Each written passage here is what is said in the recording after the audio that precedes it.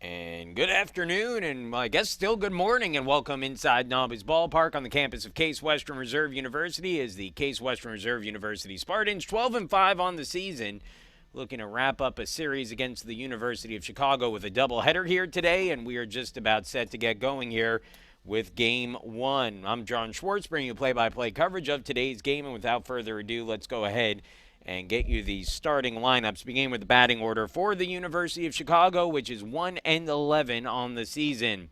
Leading things off will be Jackson Slipak, the designated hitter. Michael Gladden, the third baseman, bats second. Eric Ridner, the catcher in today's game, will hit third. And then Richard Liu in the cleanup spot and playing right field. Brian Cordero is the first baseman. He'll hit fifth, followed by Jonathan Zevi, the left fielder, in the sixth spot in the order.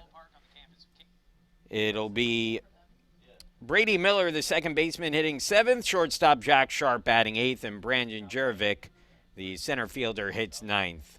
Jackson Bailey on the mound for Chicago. We'll tell you more about him in the bottom of the inning when he takes the hill. In the meantime, defensively today for the Spartans in game one, a little bit of a shake-up defensively here.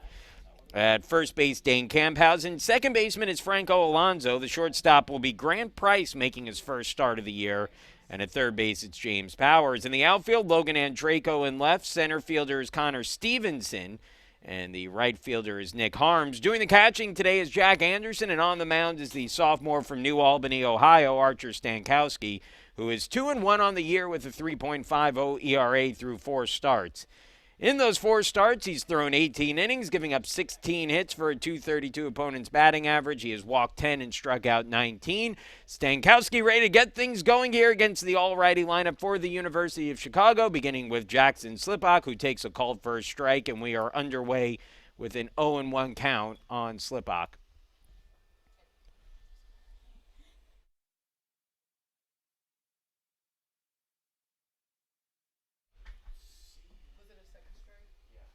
And now it's an 0-2 count.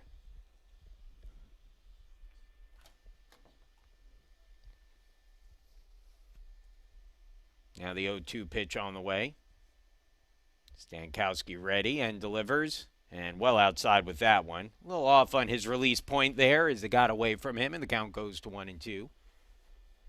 Case Western Reserve swept a doubleheader yesterday. Again, in case you missed it yesterday, the Spartans and the Maroons got a little bit of a late start after some overnight snow Friday into Saturday. Left about 2 to 3 inches on the field that had to be dealt with. Forced the start back to 2 o'clock from original noon start. The two teams played a 7-inning doubleheader. 2 7-inning games, I should say. And the Spartans came out on top on both. That ball lifted in the air, deep towards left field. And Draco is there underneath it, makes the catch, and there is one retired here in the first as Slipak flies out to left field. And that will bring the third baseman, Michael Gladden, to the plate. Now up to bat the third baseman, Michael Gladden. Gladden hitting at 167 on the year, making a 6th start of the season. He started the first game of the doubleheader yesterday. Here's the pitch. And that one, chopper hit towards short. Surrounding it is Price. He'll get an early chance. Throw to first is in time to get the out. So Price tested early here. Gladden almost beat that one out, but a good job to get it there just a half step ahead. And there are 2 retired. Head coach for Chicago, Kevin Tyrell, is going to want to talk to the umpire in the field. I believe that's Dorsey Hager about that. It was an awfully close play at first, but these aren't the types of plays that are typically overturned.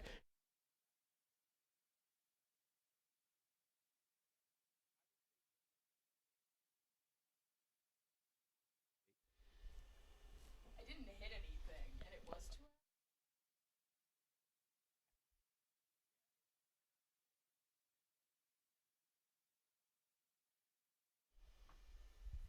So with 2 away,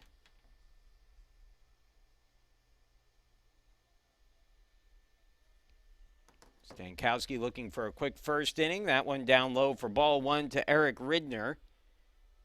And the count at 1-0. Ridner hitting at .256 on the year with 13 runs batted in. That leads all Chicago players.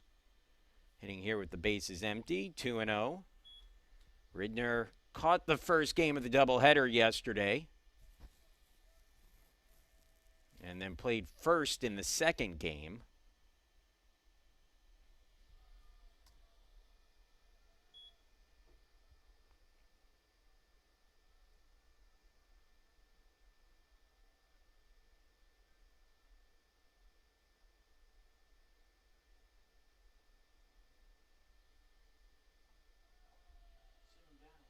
And that'll be ball 4.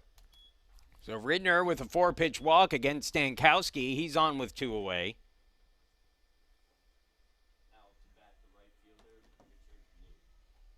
And that will bring Richard Liu to the plate. Liu hitting a 192 on the year.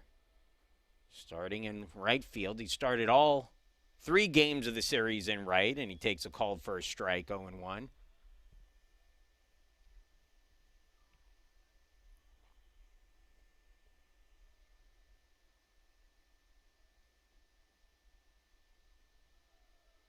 And a little low, 1-1 the count. When Stankowski is working in the strike zone, he can be extremely effective. Key for him is to limit walks, as that one's in there for a called strike, 1-2. Runner on at first is Ridner with 2 away. Liu at the plate awaits a 1-2 from Stankowski.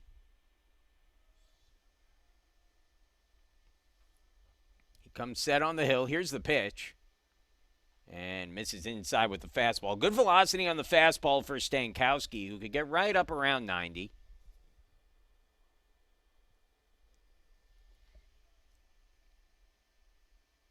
Two on the way.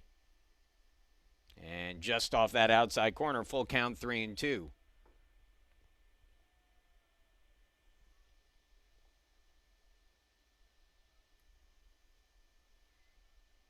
Now 3-2 pitch. Runner goes on the 3-2 with 2 away. Ball's hit to short. Price up with it. Throws on to first just a step ahead of the runner. And that will end the inning.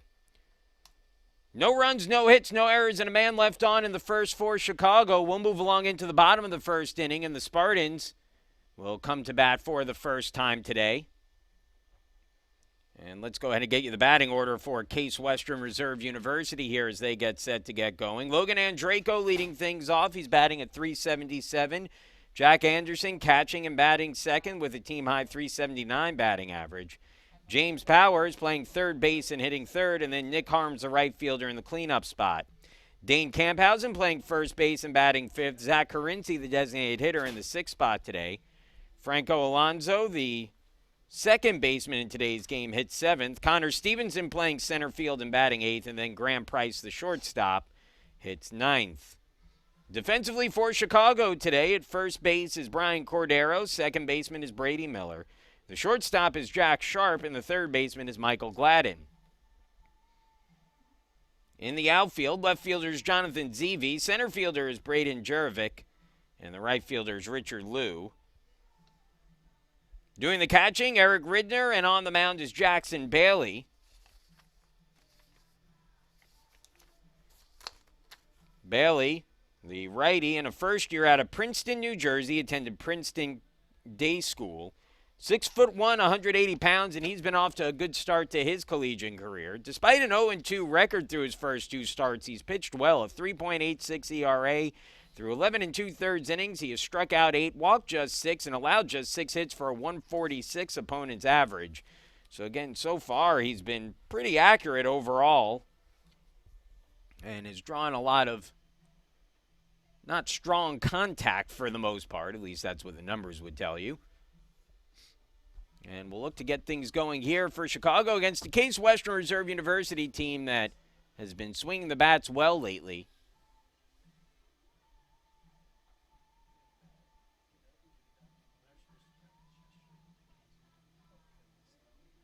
So Bailey will complete his warm-ups here, and the Spartans will get their first look at him. Again, Andreyko followed by Anderson and Powers. Andreyko in the leadoff spot once again for the Spartans. He's made his home up there for most of this season and has done well. Now hitting at .377 on the year with 2 home runs and 7 runs batted in. He's also scored 20 runs. for the Spartans, the left fielder, number 7, Logan Andreyko. So Logan Andreyko stands in. Looking to get things started for the Spartans, who swept both games of the doubleheader yesterday. First pitch from Bailey, fouled off by Andreyko, and it's 0-1.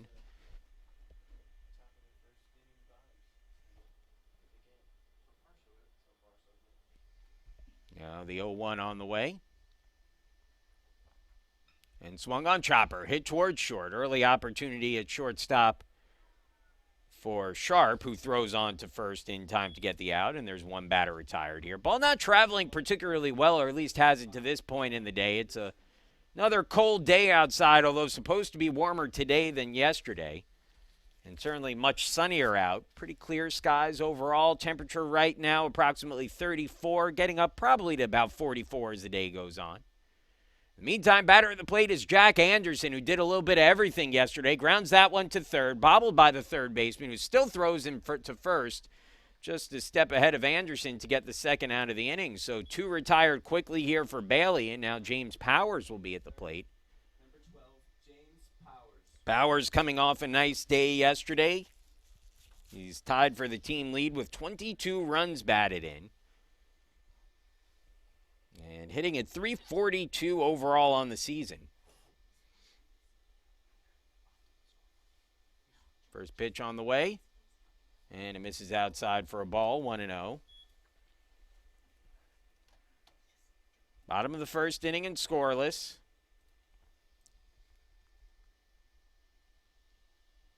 On the outside corner with a changeup, and it's 1-1. Good job by Powers to take a few pitches here, make Bailey work a little bit deeper here in the first. His 6th pitch of the inning with 2 outs and the base is empty. Looked like a slider there that missed outside, and it's 2-1.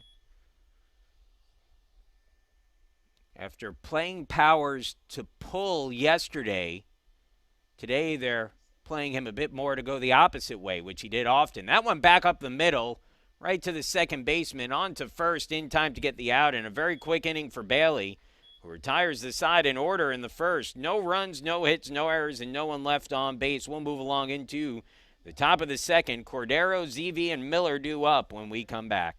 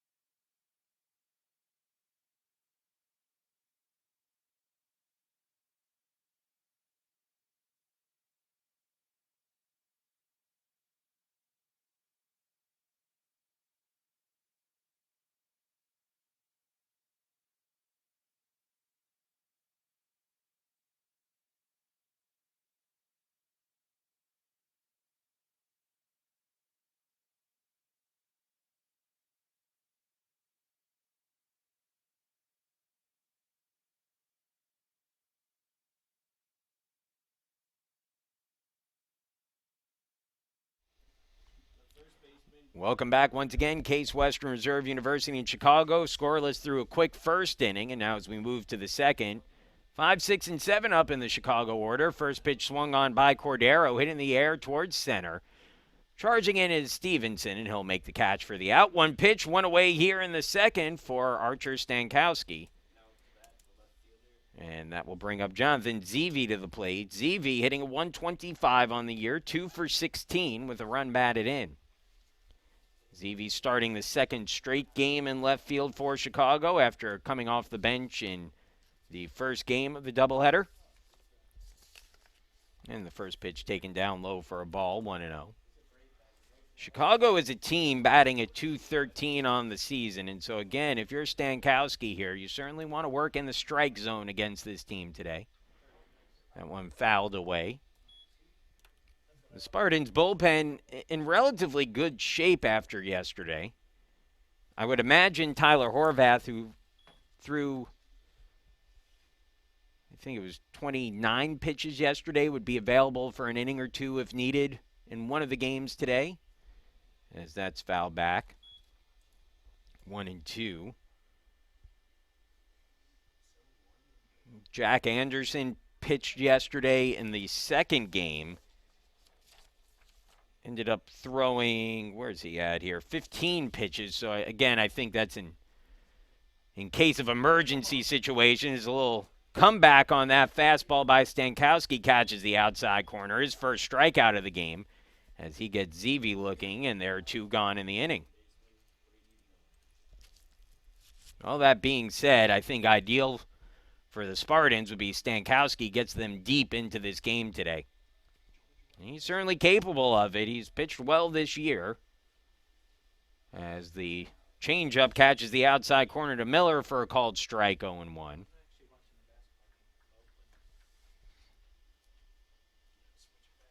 It'll be Stankowski getting the start here in Game 1. Likely Tyler Stilson in Game 2. As a called strike, 0-2 the count.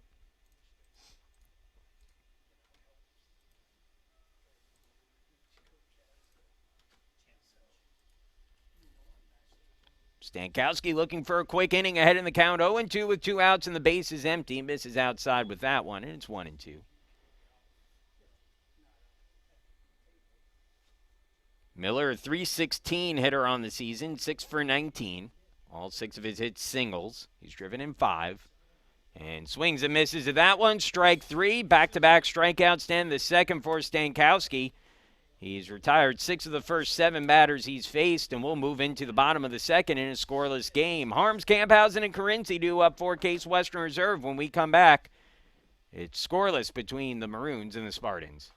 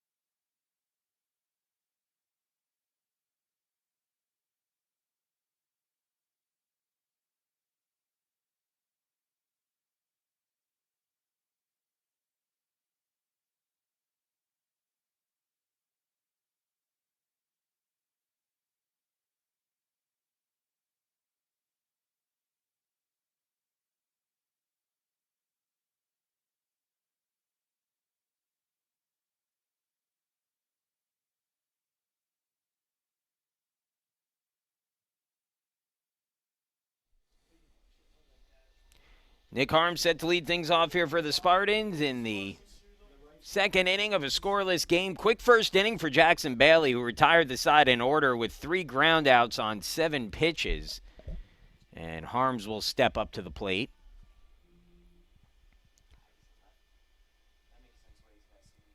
Harms, a .254 hitter on the year, 3 home runs, a team-high 22 runs batted in as he awaits the first pitch from Bailey, and it misses inside 1-0. Harms not having his typical Nick Harms season to this point, but again, as the weather heats up, you expect his bat to heat up a little bit as well. Took a big cut at that and missed, and it's 1-1. Next week, he'll be returning to Emory for the first time since his first year of collegiate baseball. Has the 1-1 on the way, and that was sort of Nick Harms' coming out party down at Emory, where he had a huge series down there, hit a couple of home runs, one of which was probably one of the furthest home runs ever hit by a left-hander in that ballpark.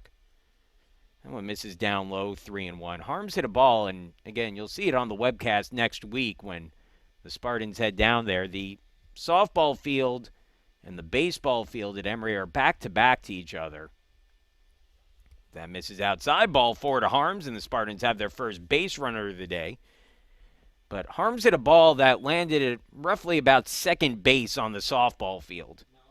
So, forgot we used Google Maps to estimate the approximate distance traveled in that home run, and I think we said it was about 450 some odd feet. I mean, it was an absolute bomb.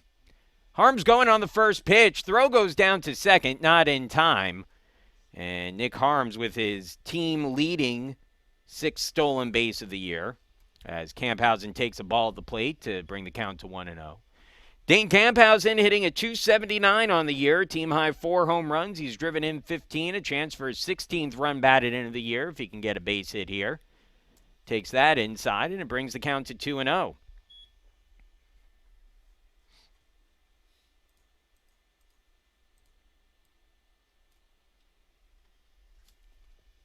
Runner at second, nobody out. The Spartans trying to break through.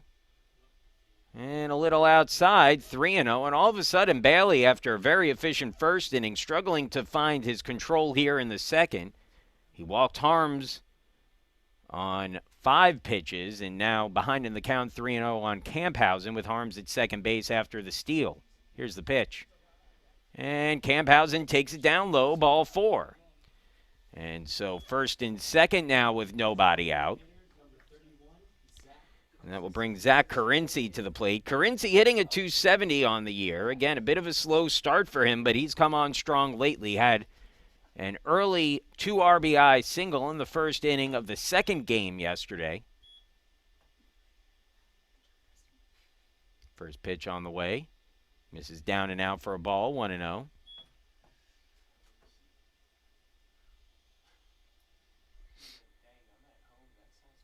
Carinci, 10 hits and 37 at-bats. 2 of those doubles. He hit 1 home run, and that one popped up. Shallow right.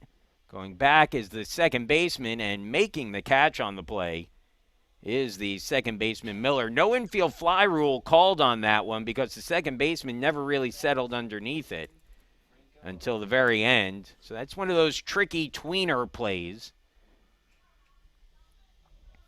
But again, I believe no infield fly rule called on that one, and rightfully so. So now 1 out, 2 on, and Franco Alonso, the second baseman in today's game, will be the batter. Alonso hitting at .318 on the year. He's slowed up a bit in the last few games. That ball, though, sent towards deep right center field, going back, settling underneath it, and making the catch in right is Richard Liu. Tagging from second and moving up to third on the play is Harms, but that is the second out of the inning. And now runners on the corners with 2 away, and Connor Stevenson will be the batter. Stevenson steps up looking for his first run batted in of the season. He's 2 for 7 on the year with 3 runs scored. First pitch to Stevenson. Swung on, ground ball through the right side, base hit, and that'll bring across the first run of the game. Harms scores from third. Stevenson with the RBI single. Again, his first run batted in of the year. Camphausen stops at second on the play, and the Spartans take the 1-0 lead.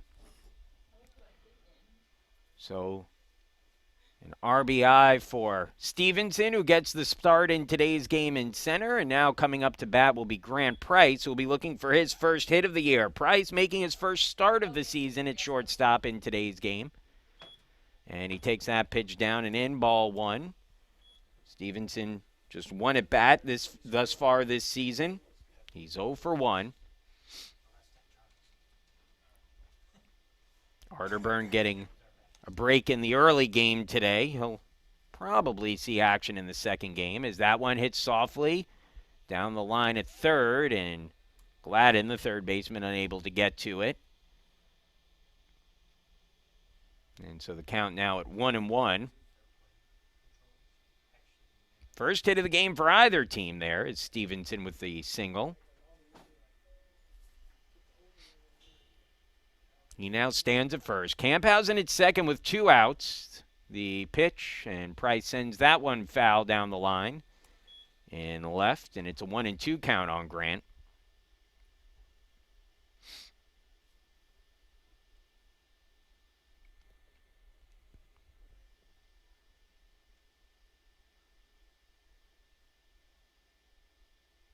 Now the 1-2. And a swing and a miss, strike three. So that ends the inning. However, the Spartans strike first in the game. An RBI single for Connor Stevenson gets Case Western Reserve on the board. And we'll move into the top of the third. The Spartans leading 1-0 over Chicago. 8-9-1 in the order due up for the Maroons. Sharp, Jurevich, and Slipok due up when we come back.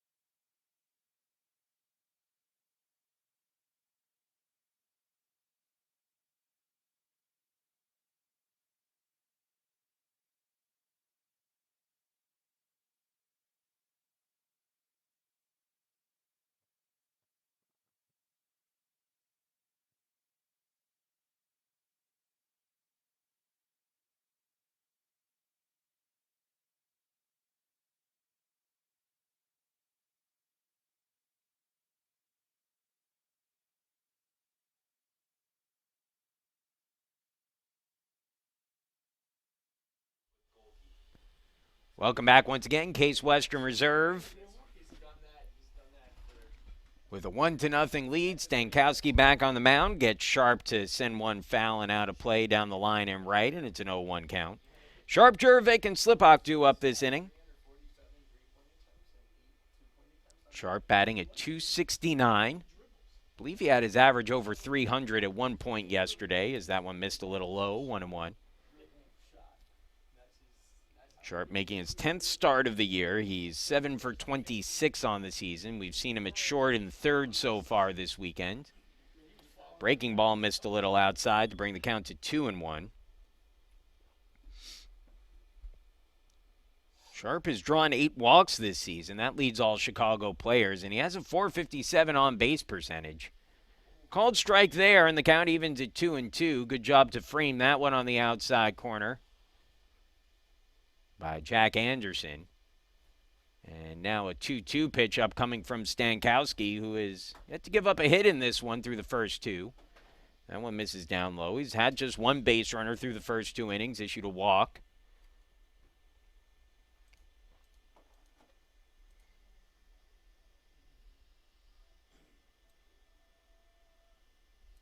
And that ball lined into right, and there's your first hit of the game for Chicago.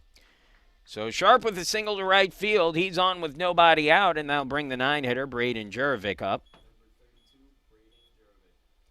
Jurevich, a .207 hitter on the season, 6 for 29 with a double.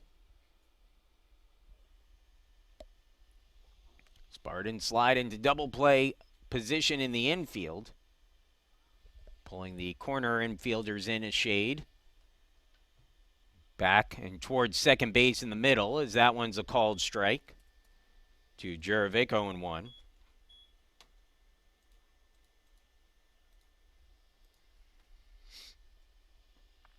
Now the 0-1, and a throw down to first instead.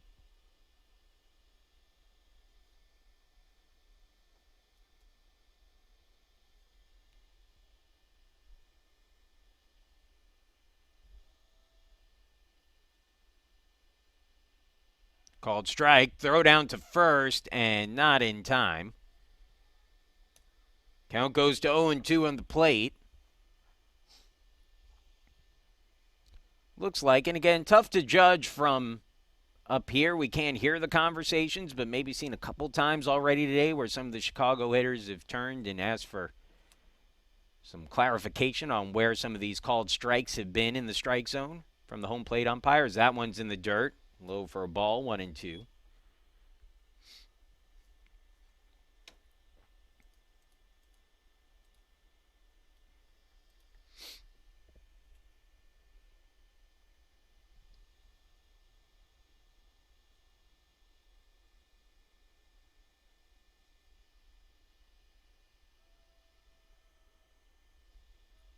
Sharp takes his lead from first, and it's on the outside corner, called strike 3. So Stankowski with his third strikeout of the game, back to the top of the order now with 1 on and 1 out, and that'll bring up Jackson Slipak, who flew out to left field in his first at-bat.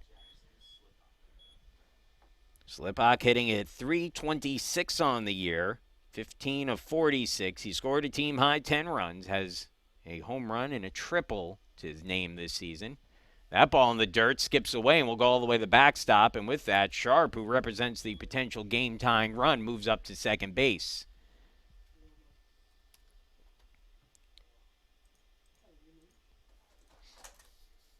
Again, 2 9-inning games today after yesterday. The teams played 2 7s. Here's the 1-0. And misses a little outside, 2-0. Spartans leading 1-0. Chicago threatening here in the third against Stankowski.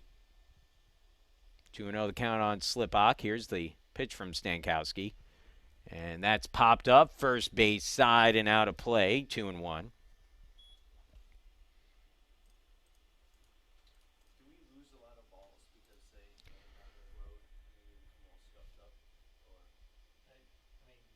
Stankowski in a position here with first base open where, you certainly don't want to pitch around anybody, but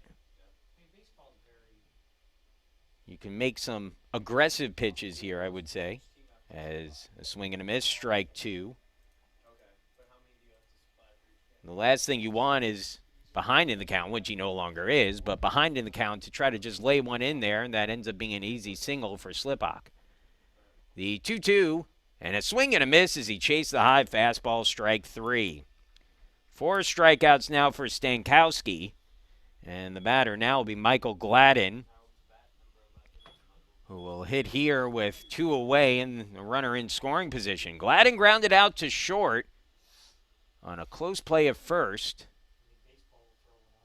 as the first pitch on the way. And checks his swing. He held up as the ball gets away.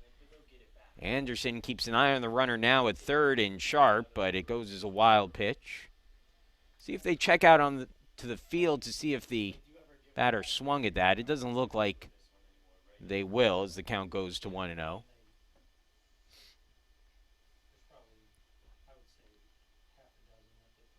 So runner 90 feet away is Sharp, representing the potential game-tying run. Gladden, a 158 hitter at the plate. Here's the 1-0. And he hits that in the air towards center field, now in right center, and that'll get down for a base hit. It's tracked down in right field by Harms, who whips it to the infield, but not quickly enough for Gladden, who gets to second base with the RBI double. And after the Spartans score a run in the bottom of the second, Chicago has answered back with 1 here so far in the top of the third to tie the game at 1-1. So the RBI double for Gladden. That's his first double of the season, his third RBI. And the score all even. Second hit of the inning for Chicago. And now Gladden at second base for the 3-hitter, Eric Ridner. Ridner hitting at .256, drew a walk in his first at-bat and takes the first pitch up high, 1-0.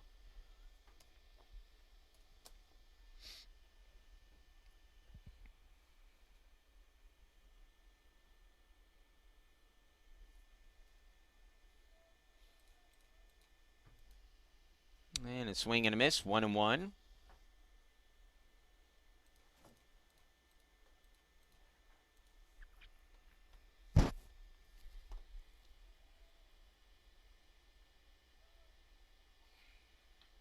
Ground ball, third base side, through for a base hit, and that should get a run across. Picked up in left field by Andreyko. His throw comes all the way to the plate, but no chance to get the runner.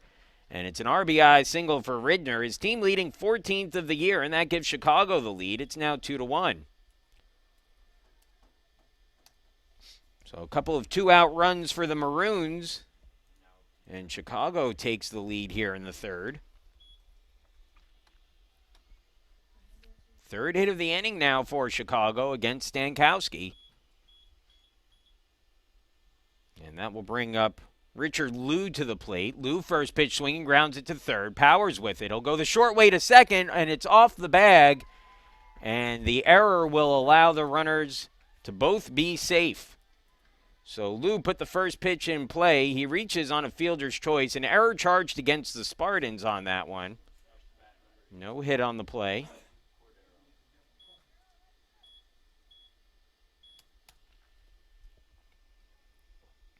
And now runners at first and second and 2 away. And that will bring Brian Cordero to the plate. A meeting between head coach Kevin Tyrell and Cordero. And now Steve Grunberg will head out to the mound and have a talk with Archer Stankowski, as he's fallen into a spot of trouble here. Cordero flew out to shallow center field in his first at bat. He's hitting a 121 on the year, making his 11th start of the year. He's driven in 1 run, but a chance to extend the Chicago lead here with a base hit.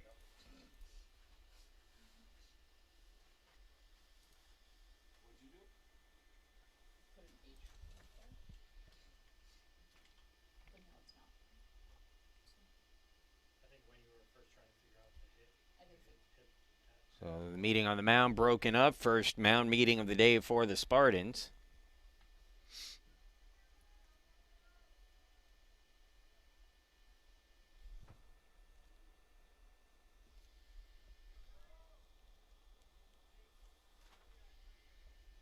Two away, a couple of two-out runs across the plate, and now Stankowski trying to limit the damage here as he delivers a first pitch strike to Cordero, 0-1.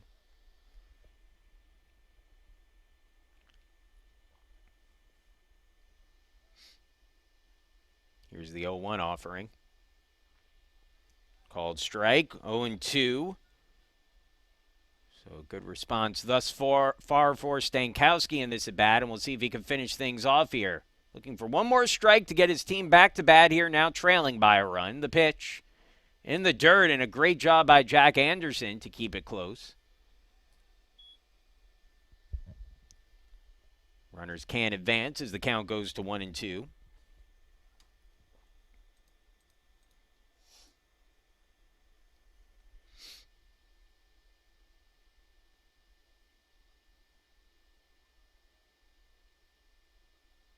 Here's the 1-2 pitch. And just getting a piece of it to stay alive is Cordero. 1-2 still.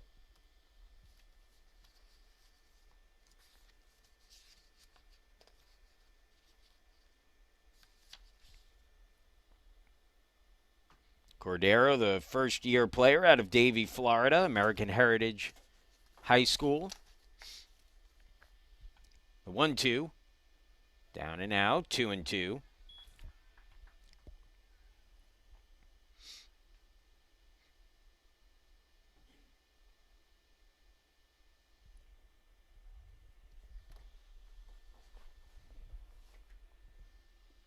And a swing and a miss as he went chasing the breaking ball well outside for strike 3.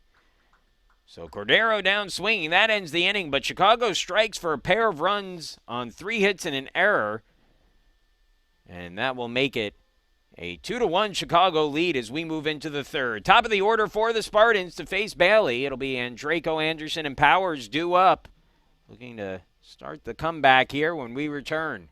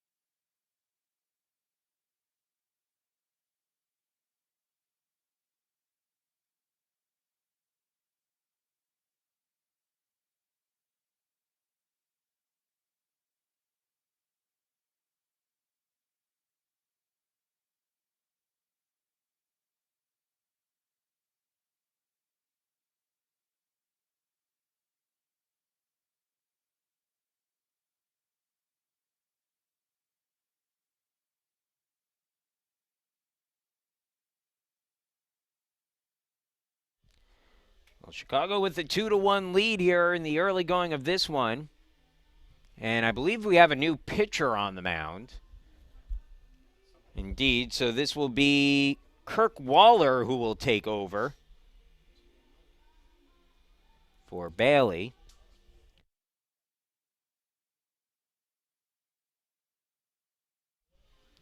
So Waller taking over. We'll get you some information on him in just a second. Waller, a junior out of Houston, Texas, St. John's School, 6 foot tall, 170-pound righty.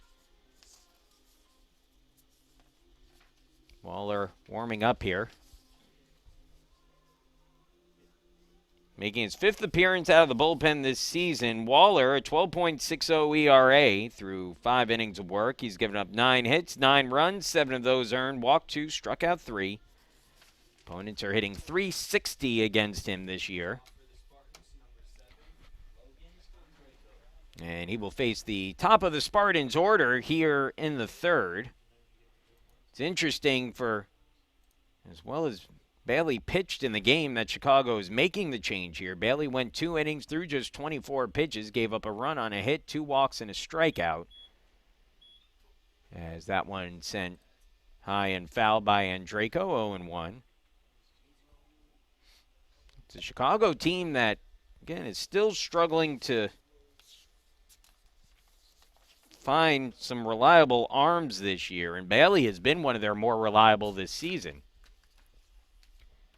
And when missed outside, it's 1-1.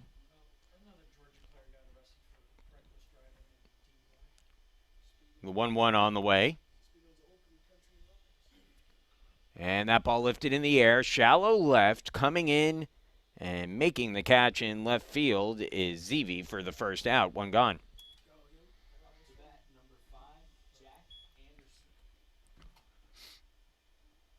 So Jack Anderson now to the plate. Anderson, a .373 hitter on the year, grounded out to 3rd in his first at bat of the game. First pitch on the way. Down low for a ball, 1-0.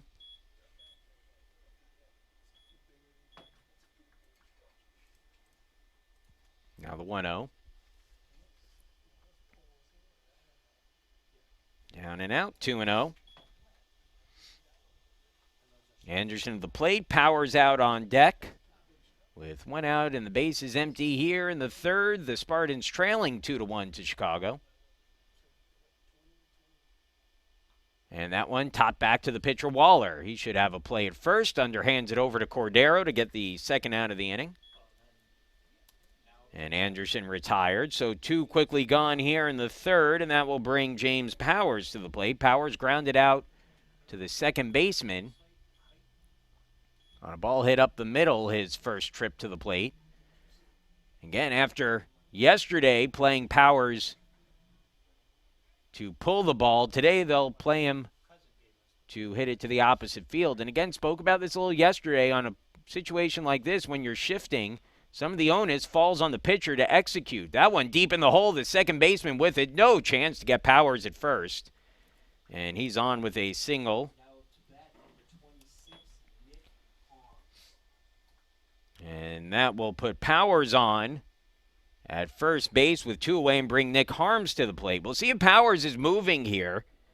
He's tied for the team lead with 6 stolen bases on the year. They will adjust the infield now and shift the other way with Harms at the plate, expecting him to pull. First pitch to Harms, called strike, 0-1. Harms hitting at .254, walked and scored the only run of the game for the Spartans back in the 2nd inning.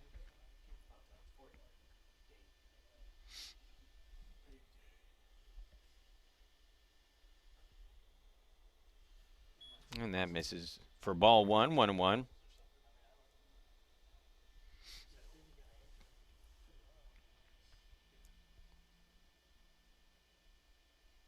Here's the 1-1 pitch. Inside, 2-1.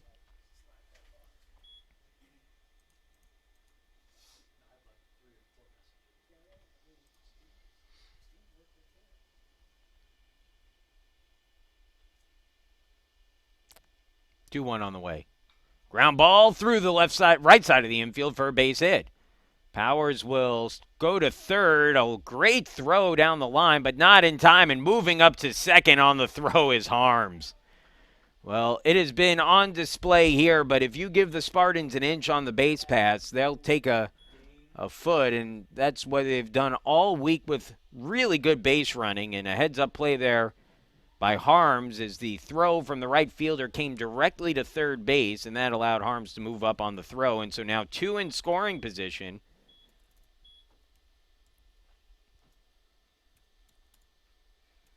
With 2 away, and the batter will be Dane Camphausen. Camphausen drew a walk in his first at bat. Chance to drive in a pair here with a base hit. A called strike to start the at-bat off against Camphausen, and it's 0-1. Back-to-back hits for the Spartans with 2 outs from Powers and Harms. 2 in scoring position now with 2 away. The 0-1 pitch on the way to Camphausen. And he hits that one toward short and through for a base hit. The tying run comes in to score in the form of Powers. The ball bobbled in left center field, but might not have mattered anyway as Harms, rounding third all the way, comes in to score without a throw. It's a 2 RBI single for Camphausen, and the Spartans regain the lead. It's now 3-2. So 3 straight 2-out hits to produce a run for the Spartans.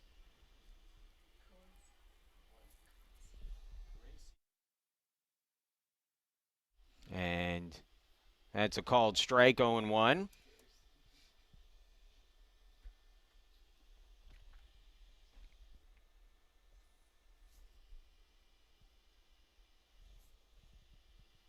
Now the 0-1 on the way. Outside, 1-1.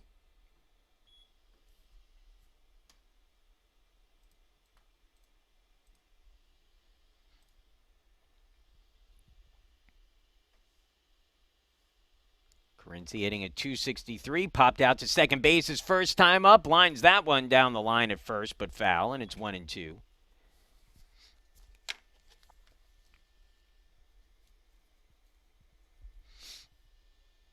So a back-and-forth game here early on. The Spartans responding to 2 runs in the top of the inning by Chicago with 2 runs of their own in the bottom of the inning. And Carinci takes that down and in, 2-2 the count.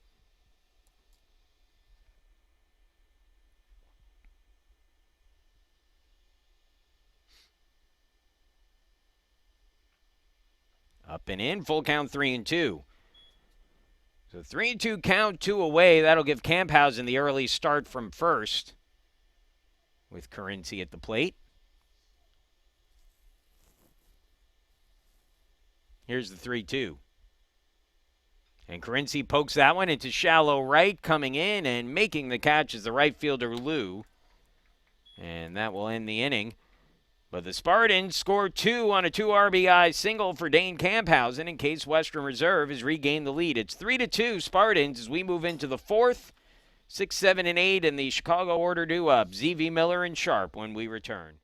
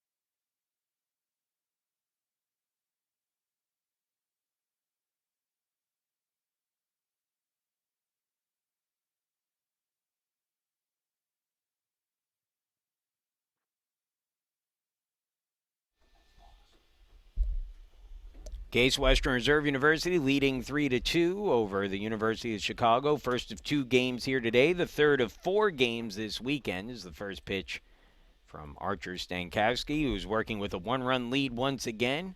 Misses outside to Jonathan Zevi, 1-0 the count. That one breaks over the outside corner, and it's 1-1. Zevi, Miller, and Sharp do up this inning, 6, 7, and 8 in the order for Chicago. The 1-1 on the way. Down and out, 2-1. The Spartans looking to win their 5th straight game.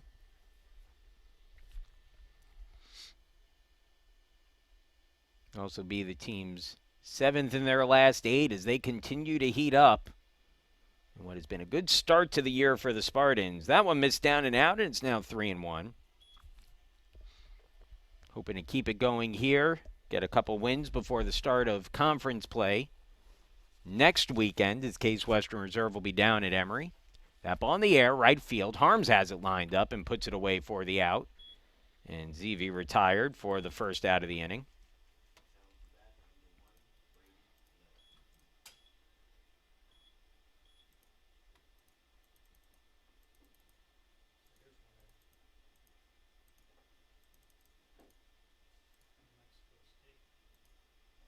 So 1 gone now for Brady Miller, a 300 hitter on the year. Swings and misses, 0-1. Miller struck out swinging in his first at bat.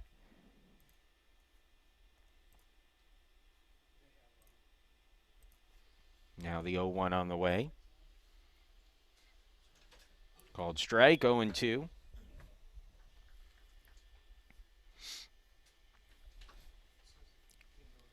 Two runs, 3 hits, no errors for Chicago in this one. 3 runs, 4 hits, 1 error for the Spartans. There's a swing and a miss there at the changeup. And Miller down on strikes for the second time today. Strikeout number 6 for Stankowski through his first 3 2/3 innings of work. And with 2 outs here in the 4th, that will bring up Jack Sharp, who's 1 for 1 with one of the 3 Chicago hits today, a single and a run scored last inning. Ground ball, third base side foul, and it's 0-1.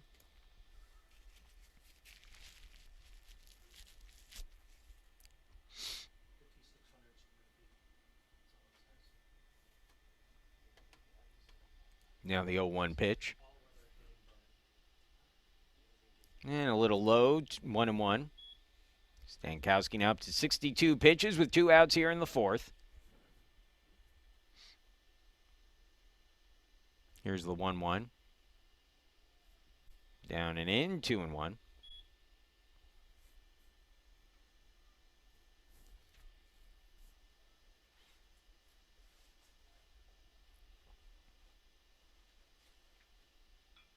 Ground ball hit up towards the middle. Long run, backhanded by Alonso. Throw to first, just a bit late. Alonso made that a much closer play than I thought we would end up seeing there at first. But the fact that he was able to get there and make that at all a play at the base was pretty impressive for Alonso. Reaching on the infield single is Sharp. It's his 2nd hit of the game, and now the 9-hitter, Braden Jurevich, will be the batter. Jurevich, the center fielder, 0 for 1 with the strikeout looking today. First pitch down and out, ball 1. Sharp yet to attempt a steal this season. Representing the potential game-tying run at first. We'll see if he tries to get into scoring position. It's down and out, ball 2. And if you're Chicago here, you know, you're a team that has struggled to score runs this season, and certainly a way to help with that is to get aggressive on the base pass. That ball grounded towards the hole and through for a base hit. So another single for Chicago as Jurevich gets the base hit. It's now 1st and 2nd with 2 away and back to the top of the order. Dangerous hitter in Jackson Slipak comes to the plate. Slipak hitting at .319 on the year. He's had a bit of a slow start to his weekend. Slipak 2 for 7 yesterday. So now 2 for 9, a .222 average. And that one hit hard up towards the middle, and Alonso can't handle it. They'll send the runner home. Alonso with the throw to the plate, and it's not in time. There'll be an error on Alonso.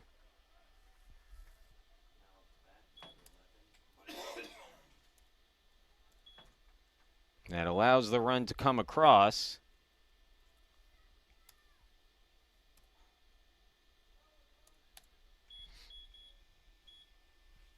And now, with 2 away, we're back to a 3-3 game. Still 2 on the base pass from Michael Gladden. Gladden swings and misses at a changeup, and it's 0-1.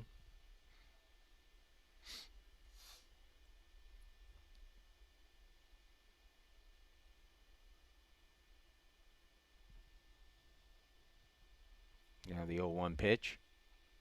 Outside corner, called strike 0-2. Hard hit ball there by Slipbach, but certainly one that Alonso should have had. And it costs the Spartans a run here in the 4th as we're all tied up again. 3-3 the score in the top of the 4th. And that one grounded over to short. Price has it, flips over to Alonso covering at second to get the final out of the inning. But Chicago rallies with 2 outs, back-to-back singles, and then an error allows a runner to score. And we'll move along to the bottom of the inning. Tied up once again, 3-3 the score for the Spartans in the bottom of the 4th. Due up, bottom of the order, Alonso, Stevenson, and Price when we come back.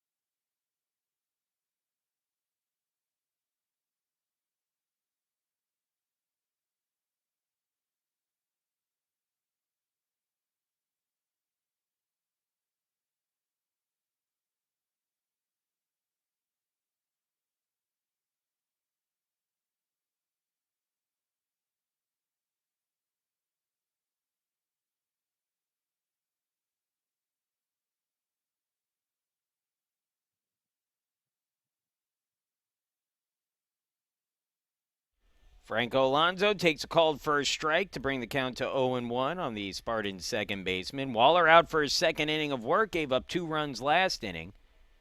Looking to bounce back here, facing Alonso, who's hitting a .311 on the year. Called strike 2, 0-2 the count.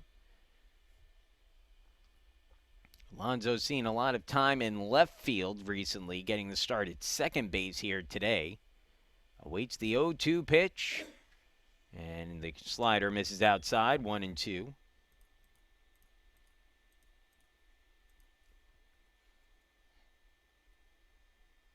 Three the score. Teams have had an answer for each other thus far as Alonso hits that in the air down the line and right and fouling out of play, 1-2. 3 runs on 5 hits now for Chicago. 3 runs on 4 hits for the Spartans. Case Western Reserve has also committed a pair of errors in the game. The 1-2 offering. And a swing and a miss at a breaking ball. Foul tipped, actually. Either way, it goes into the catcher's glove for strike 3. And that is the first out here in the 4th. So 1 gone for Connor Stevenson, who has an RBI single to his name today. His first RBI of the season, his 4th hit overall, and he's now hitting at .375 on the year. 3 for 8 on the season. First pitch to Stevenson, squares to bunt, and bunts it foul. It's 0-1.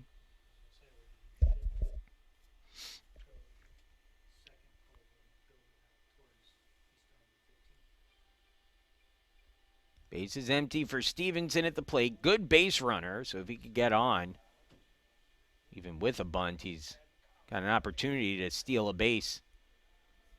This is inside for a ball, 1-1. Graham Price waiting out on deck. Bottom of the order this inning for the Spartans in a 3-3 ball game. That one line drive hit towards second, fielded on a hop and thrown on to first, just ahead of Stevenson. Good job by the second baseman Miller to get the out, and there are 2 gone here in the 4th. So they'll bring Graham Price to the plate. Price struck out swinging in the 2nd inning and is only a bat thus far today, now 0 for 2 on the year. Again, Price getting the start at short, making his 4th appearance overall on the year as he checks his swing, and the ball's in the dirt for ball 1, 1-0 the count.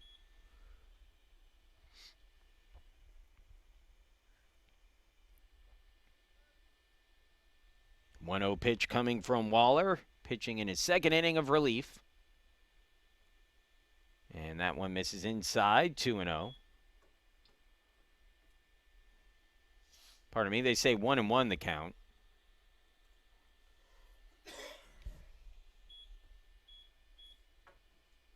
Now the 1-1 pitch. And that one hits softly towards second base. No one covering first, and Price will be safe on the play on an infield hit. Well, it was a slow roller, sort of hit to no man's land. Not sure anyone would have had a play on Price at first base anyway. But once Waller, the pitcher, chased the ball instead of heading to first, and without anyone covering, there was no doubt Price was going to be safe. So first hit of the season for Graham Price comes on a slow roller, and now Logan Andreyko can try to rally the Spartans here with 2 outs. That one misses down low to Andreyko, who's 0 for 2 in the game. With a ground out and a fly out, the second of his 2 at-bats came against Waller. He was the first batter to face him in the 3rd. The 1-0 on the way. Ground ball on a curve, fouled off. It's 1-1.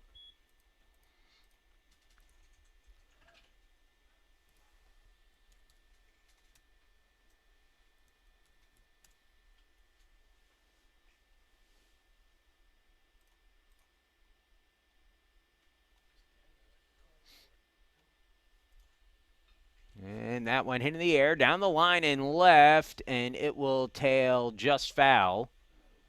And the count now 1-2 on Andreyko.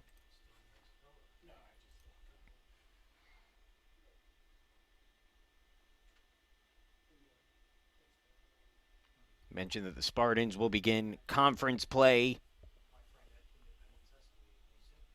next weekend. Chicago will do the same.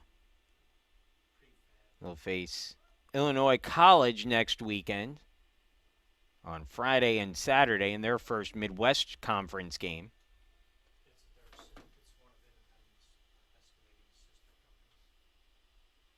Runner goes. The pitch swung on, grounded softly towards second. Going to be a tough play to turn, but the ball is picked up and thrown just in time to get Andreyko, who was running hard down the baseline. And that will end the inning. So the Spartans held scoreless here in their half of the 4th, and we'll move to the 5th. 3-3 the score between the Maroons and the Spartans. Heart of the order coming up for Chicago. Ridner, Liu, and Cordero when we come back.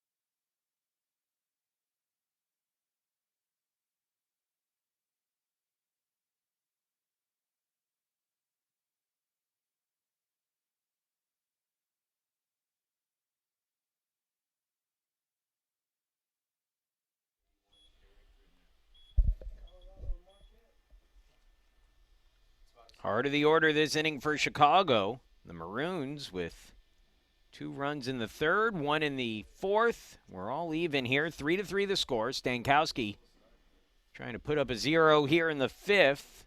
And facing Ridner, who is 1 for 1 with an RBI single, now hitting at .275 on the year. The 0-1 outside corner taken for a strike, 0-2. Up and down day for Stankowski so far.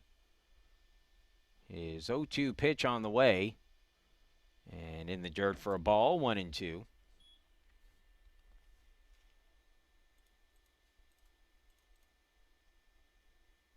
Spartans are going to need a little bit more consistency from some of their experienced starters this year if they want to keep their run going. That one misses outside, ball 2, 2-2 the count.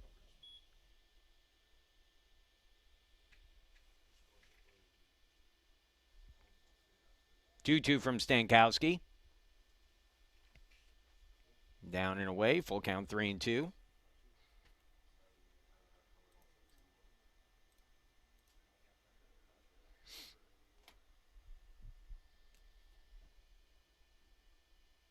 Each team with 5 hits in this one, 3 runs scored. Fairly evenly played game so far, and a swing and a miss there from Ridner, and that'll be strike 3. So Ridner retired for the first time today for Stankowski. That is strikeout number 7 in the game.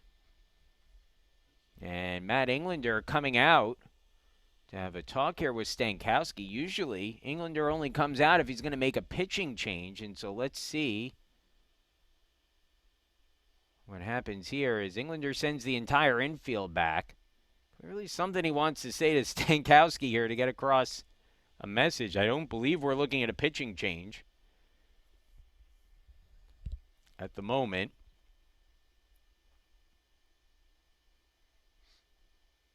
Stankowski, the sophomore out of New Albany, Ohio.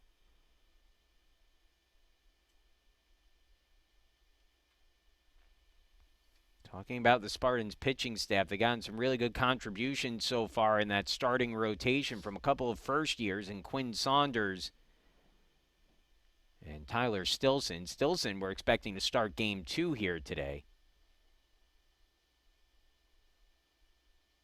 But looking for probably a little bit more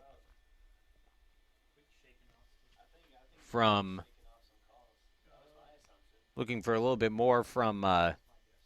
their top starter, Reese Marley, who seemed to round into form a little bit yesterday as he got the win in the opening game.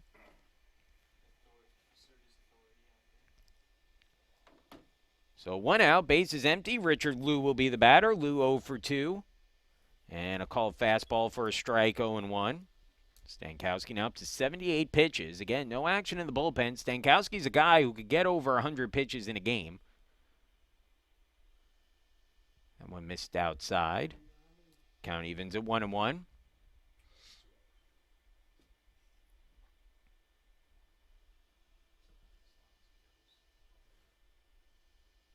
Swing and a miss. And the count goes to 1-2. Liu 0 for 2, hitting at 179 on the season now. In the cleanup spot in today's game, he awaits the 1-2 from Stankowski. And it misses down low, 2-2. If I'm not mistaken, Archer has thrown all fastballs in this at-bat to Liu, and you wonder if maybe that's part of that message that Coach Englander wanted to get across to him, was really try to throw the fastball and pound the strike zone. That ball hit in the air, right field. Harms over, makes the catch. And there are 2 away.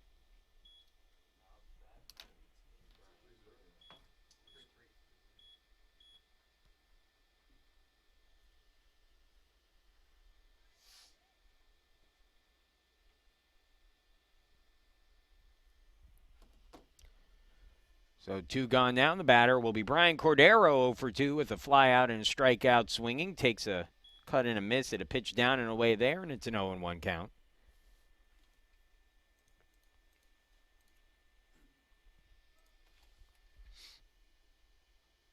Fastball outside corner, and Stankowski looking sharp since that meeting. Ahead in the count, 0-2 now. 0-2 pitch. And there's the breaking ball taken for strike 3. He froze Cordero. And that will be the third out of the inning. So Stankowski works through the side in order in the 5th, and we'll move into the bottom of the 5th. The Spartans coming up to bat. Anderson, Powers, and Harms, 2, 3, and 4 in the order in a tie game. 3-3 the score between the Spartans and Chicago when we come back.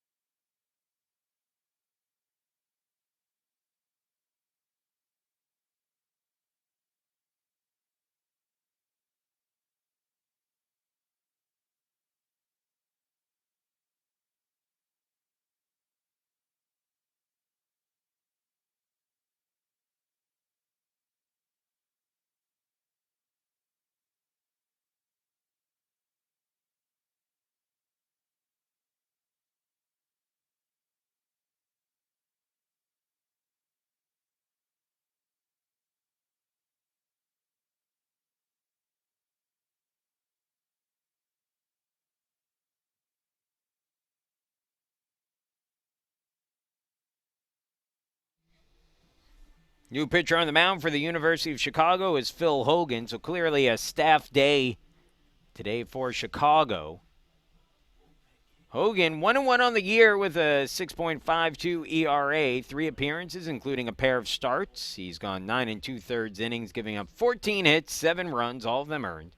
He has struck out 7, walked 3 opponents, hitting .341 against him. That includes 4 doubles allowed in his 9 2/3 innings of work.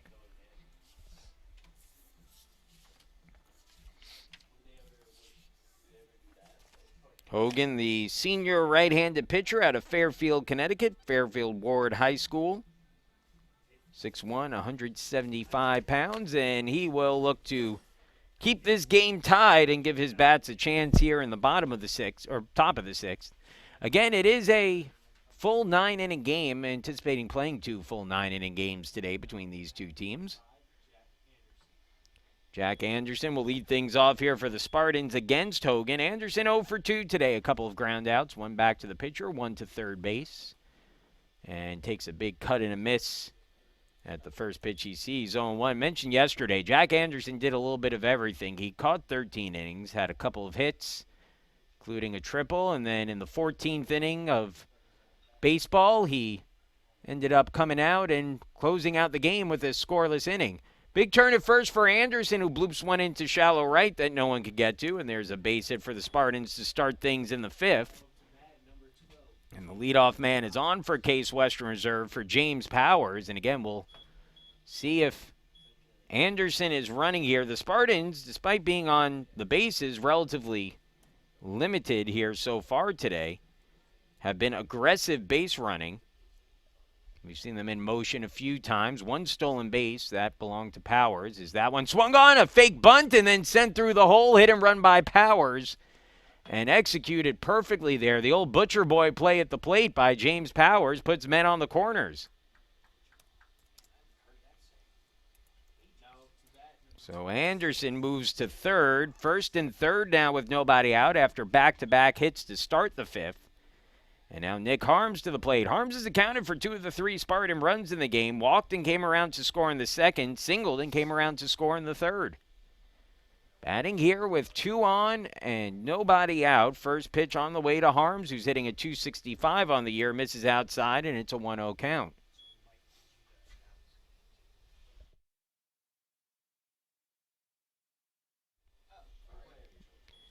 So now the 1-0 on the way. Swing and a miss, 1-1.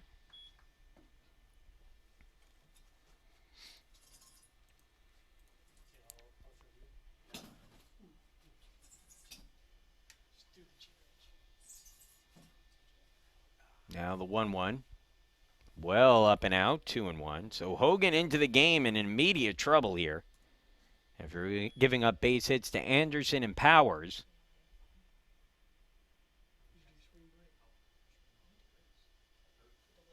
And that one in the dirt gets through the catcher. No clue where the ball is. That'll allow Anderson to score easily on the wild pitch. Finally, Ridner is able to track it down as the count goes to 3-1 at the plate, and the Spartans regain the lead on the wild pitch. It's now 4-3.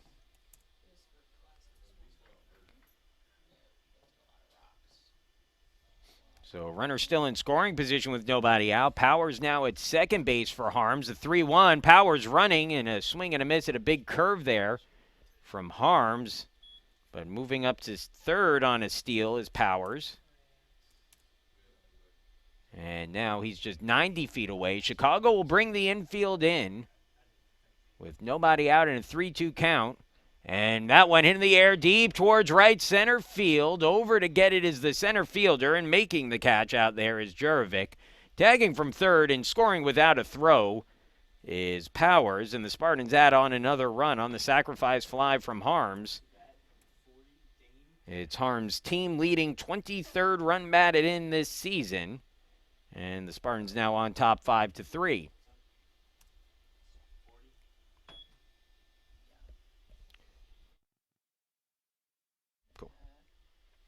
First pitch to Camphausen, misses up and out. It's 1-0. Dane has a couple of hits today. Well, one hit. He's been on base twice. A walk and a 2 RBI single.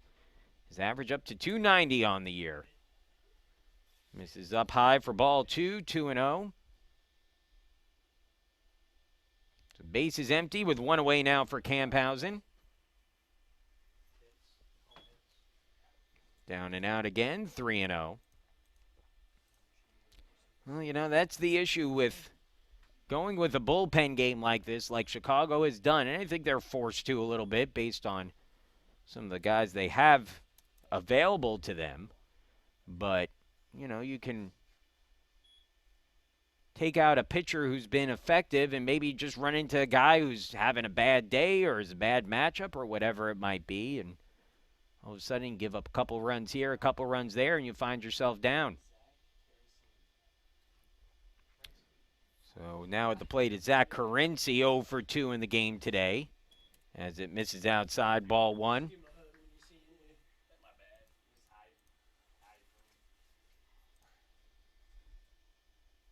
And that will prompt a meeting on the mound here. Camphausen, the runner on at first. He's been on base all 3 times now he's been to the plate. Carinci steps in looking to reach base for the first time today.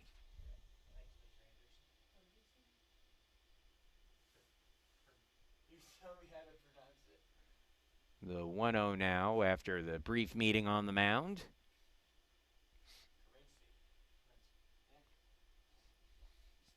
Here's the 1-0. 2-0 as that one is down and away. So Hogan running into some trouble here in his first inning of work.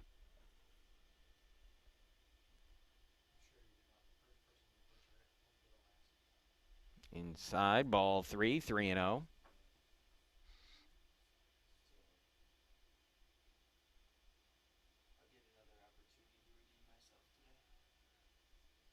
3-0 pitch. And the fastball catches the inside corner. Carinci was taking all the way. Franco Alonso out on deck. Hoping to get a chance with a runner in scoring position as Carinci takes that one, and they called a balk. So no pitch there. The balk called. I'm assuming Hogan just didn't come set on that one. And so Camphausen at second. Again, no pitch. So the count stays at 3-1. Camphausen dancing off at second as Carinci fouls that one off out of play. Count full 3-2. If you're Hogan here, you can make whatever pitch you want at this point with first base open. You could stay aggressive and not necessarily give Carinci something to hit, even with a 3-ball count. Here's the pitch, and he comes with a curve doing just that, and Carinci fouls it off. You want to make a competitive pitch there. But with a 3-2 count, first base open, the runner at second, the last thing you want is to just get a fastball over the middle of the plate that Carinci, who's a very good hitter at the plate, can turn into an RBI single. You're better off walking him at that point. It's going to be another curve there for Hogan as that one popped up down the first base line. Long run over for Cordero, and nobody will get to it, and the count stays at 3-2. I think a lot of times if you're a pitcher in this situation, especially in an inning where you've already given up a handful of runs, 2 runs across right now for the Spartans, you get so focused as a pitcher sometimes on throwing a strike here that you forget that really there are worse fates in the world than walking a batter in this situation. And I think, again, so far from Hogan, we've seen him do a good job throwing his breaking pitch in this spot. We'll see if he does it again here, 3-2, after back-to-back curves. This time it's a fastball, and he gets Carinci swinging. And that's a good job by Hogan, the pitcher, to get an important out there. Again, he threw some competitive pitches after falling behind in the count and is able to get that out and leave the runner so far at second. And now Franco Alonso will be the batter with a 304 batting average on the season, but 0 for 2 today and trying to drive in the runner from second with 2 away. First pitch. And that misses down low to Alonso, 1-0.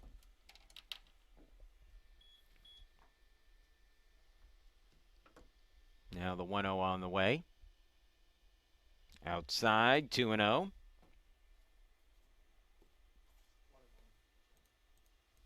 Pardon me, a 1-1 count here.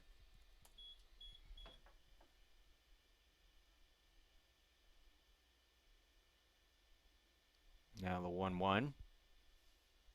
And a swing and a miss from Alonso, 1-2.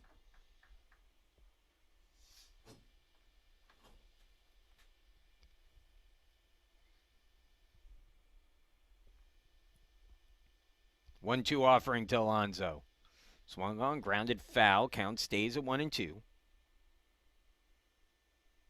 5-3, Spartans leading. 2 runs across in the bottom of the 5th. In what has been a back-and-forth game early on.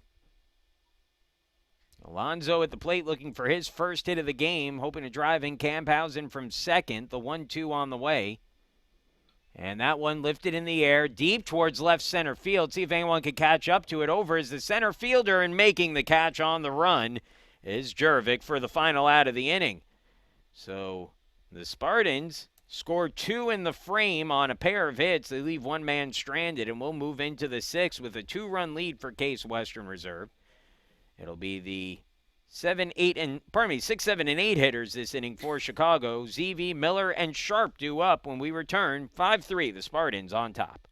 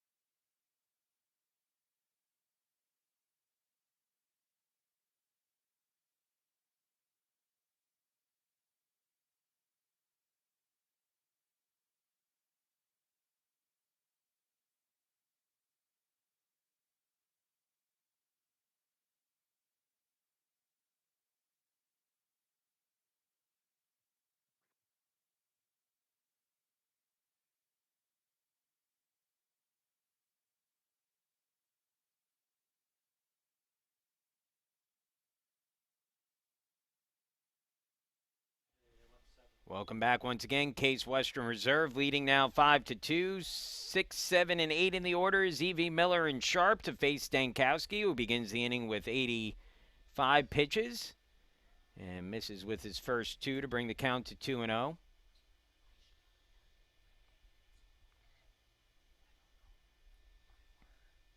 Now the 2-0 pitch. Swing and a miss. 2-1. Stankowski's pitch count climbing a little bit. He's up to 88 now in the game. Hoping to get through the 6th inning here, and then likely will turn it over to the bullpen. Although Stankowski, a guy who can exceed 100 pitches on a given day, so we'll see how long Coach Englander stays with him here as he gets a swing and a miss from ZV, 2-2.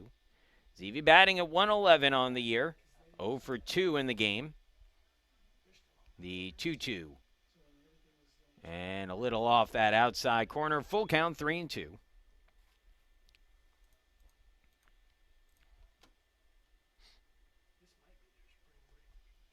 Now the 3-2 on the way. Swung on, grounded foul. Count stays at 3-2. Stankowski has sat down the last 4 batters he's faced. Trying to make it 5 in a row here against ZV. The payoff pitch on the way to the leadoff hitter in the inning. And ZV turns on a breaking ball up and in and fouls it off, and the count stays at 3-2. Stankowski working with a 2-run lead now after the Spartans scored 2 in the bottom of the 5th. Here in the top of the 6th, trying to make that 2-run lead hold up. Stankowski from the stretch, even with the bases empty, delivers the pitch, swung on, grounded through the left side of the infield for a base hit. And so the 6th hit of the game for Chicago starts the 6th. ZV on at first. And we'll get a pinch hitter here as Jack Goldstein will take over for Miller. We saw Goldstein in both games of the doubleheader yesterday.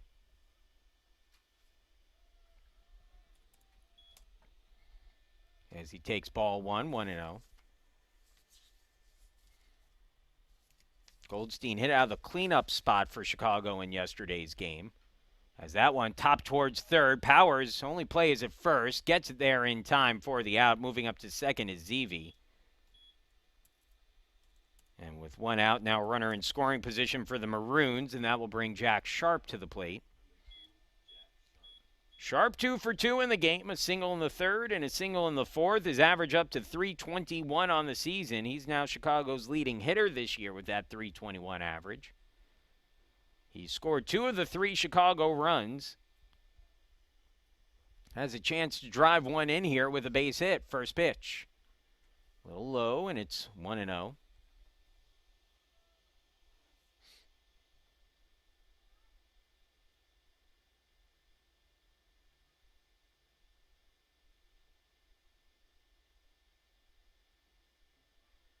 And they'll say he went around 1-1. Stankowski approaching 97 pitches. Well, at 97 pitches, approaching 100 for the day. And again, you have to imagine he's running on a bit of limited time here as that misses inside for a ball, 2-1. I believe Jackson Brewer is up in the Spartans bullpen. Indeed it is. And I could see this being a good matchup for Jackson Brewer, who has been a strike thrower for the team this season. Fastball outside corner, 2-2.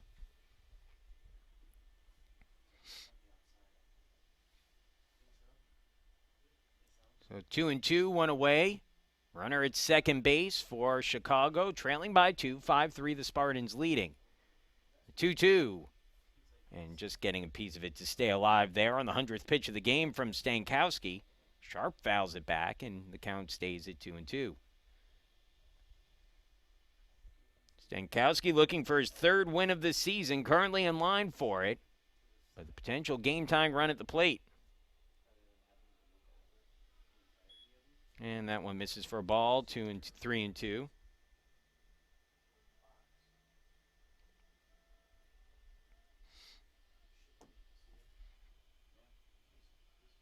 Here's a 3-2 from Stankowski.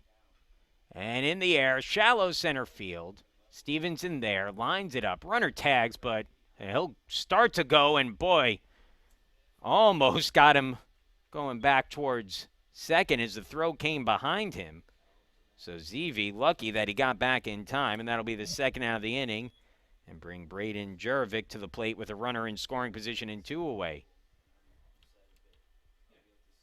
I had to get out of the house early, and my kids are watching from home today, so I do need to say hello to Cody and Danielle, who are at home watching today's game.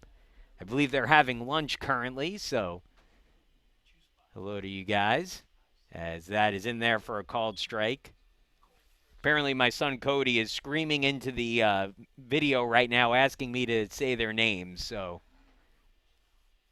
had to get the shout out in here quickly before the inning was over, as that one is fouled away. 0-2 now on Jurevec.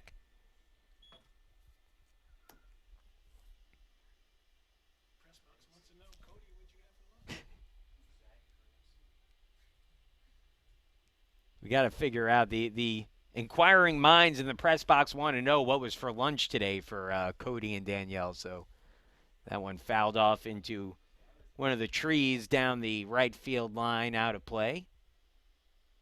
And the count stays at 0-2.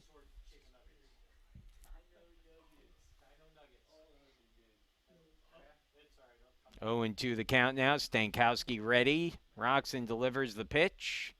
And on the outside corner, called strike 3 from Stankowski to end the inning. So after giving up the leadoff single, Stankowski leaves a runner stranded at second, and we'll move into the bottom of the 6th. The Spartans leading by 2, 5-3 the score. We'll be back for Case Western Reserve coming to bat in their half of the 6th when we return.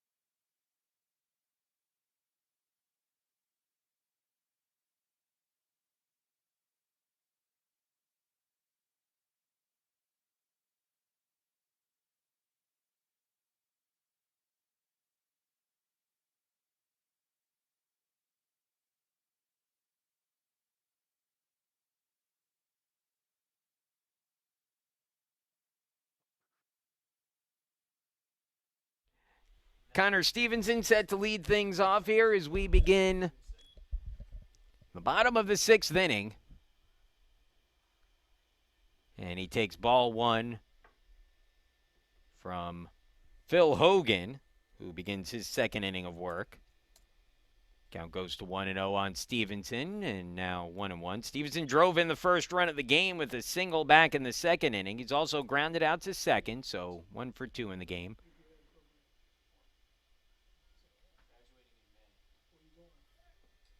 1-2 now. 5-3, Spartans leading.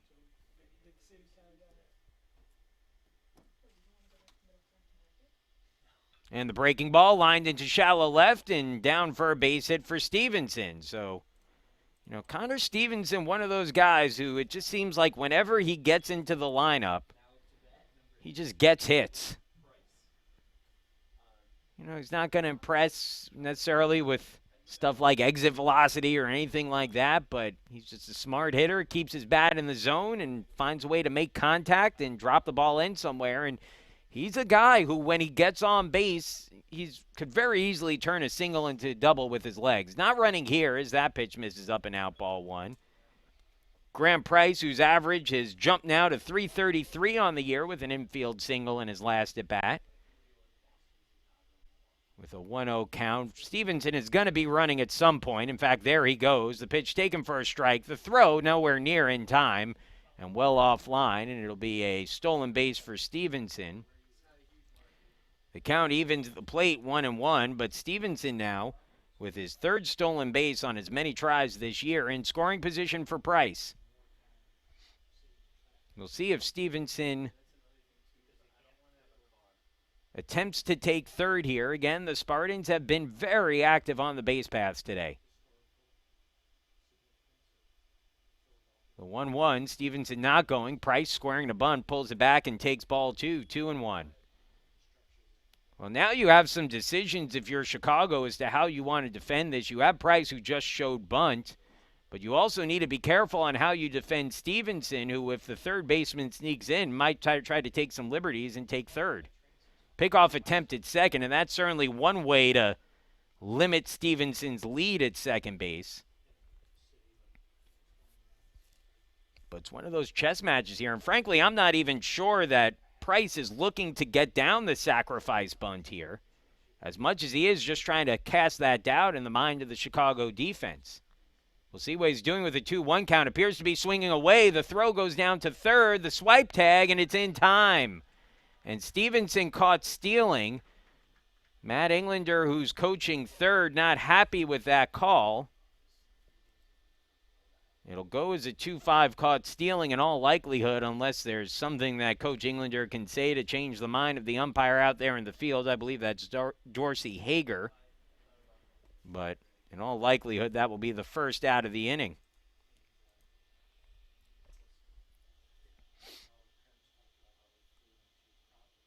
Indeed it will. I think Coach Englander's argument was that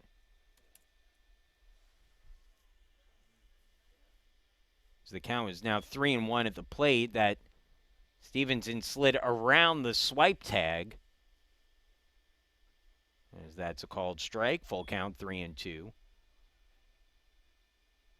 Again, with two umpires for the series, it's a bit of a tougher call to make when you're calling it from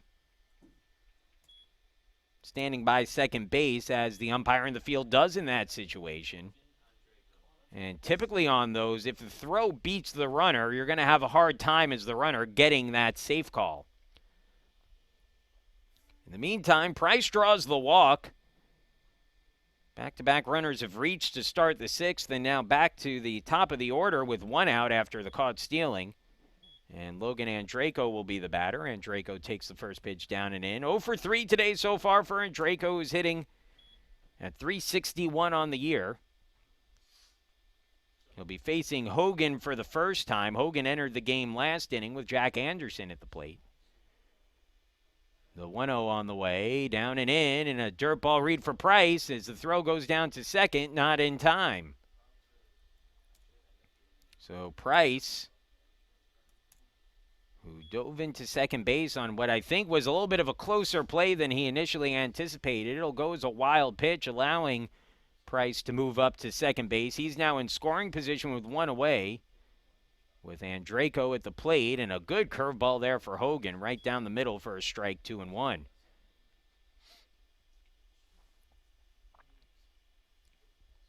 I like that pitch there from Hogan, as long as you know you can locate it for a strike, which he did in that case. 2-1. There's another good curve. Backdoor catches the outside corner, 2-2. Spartans trying to add on to what is currently a 2-run lead. 5-3 the score. Here's the 2-2 pitch. And Andreyko, when chasing, fouls it into the catcher's glove for strike 3. And so that is the second out of the inning. 2 gone now for Jack Anderson, who will bat with a runner in scoring position. Anderson 1 for 3 in the game and hitting at .377 on the year. And Andreyko, by the way, is Matt Englander having a conversation with the umpire, and they'll discuss it here. And I think the question was, my guess is, judging based on Coach Englander's motion, is that I think he was asking if there was a balk potentially on that one. Said that the pitcher might have taken the ball out of his glove after coming set, but I'm trying to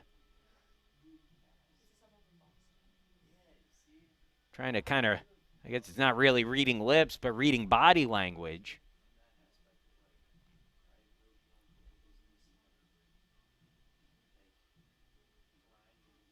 The only other thing I could even think that they're arguing is maybe a catcher's interference call on that play. But again, it doesn't look like anything will come of it here. Either way, that'll be the second out of the inning. And now Anderson coming to the plate with a runner in scoring position and 2 away. Anderson 1 for 3 with that single in his last at bat. Came around to score a run. He awaits the first pitch from Hogan and fouls it off, 0-1. Anderson scored his team-leading 23rd run of the season. He's approaching 200 hits for his career.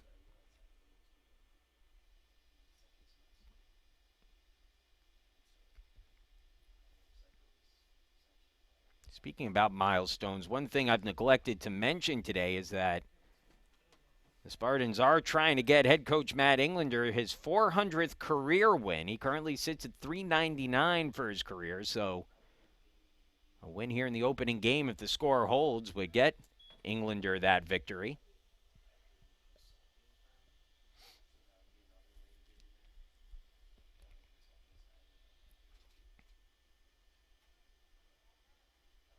Anderson can help get Englander a little bit closer here with a base hit that would score a run. Curveball taken for a strike. That's been a good pitch today for Hogan. Brings the count to 2-2. Anderson hitting at 377 on the year. Entered the game leading the team in batting average. Here's the 2-2, and Anderson swings. Ground ball through the left side, base hit. Waved around third is Price. The throw comes in. It's cut off. Price scores standing without a throw. An RBI single for Jack Anderson. It's his 10th RBI of the year, and it gives the Spartans a 6-3 lead.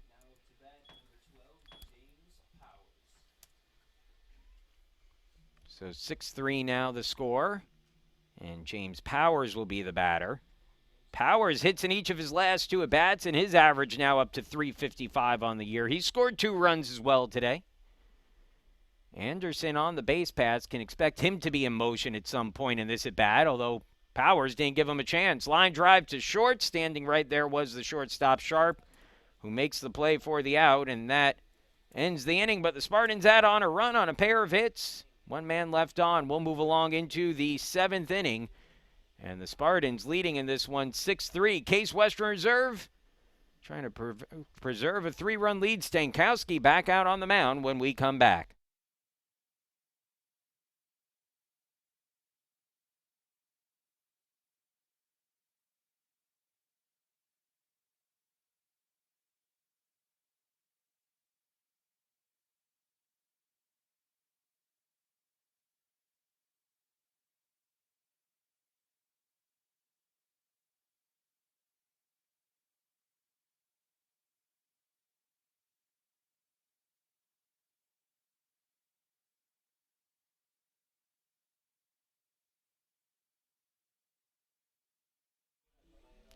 "106 pitches today for Stankowski, and he'll have at least a few more in him as he comes out to the mound to begin the 7th. Stankowski will face the top of the order, Slipak, Gladden, and Ridner for Chicago as he tries to hold on to what is now a 3-run lead, 6-3 the score. Spartans looking for their 3rd straight win against Chicago. It would be the team's 5th straight win overall.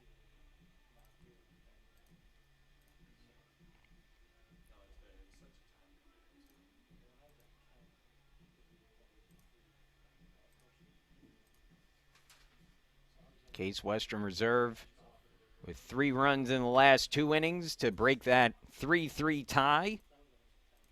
And now Stankowski will try to put a little bit of an exclamation point today on his outing as he looks for his 3rd win of the year. Facing the top of the order, the designator Slipak takes that one outside, ball 1. Slipak 0 for 3 in the game, did reach base in his last trip to the plate on an error.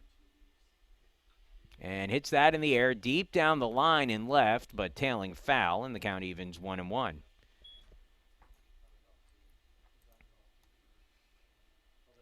Stankowski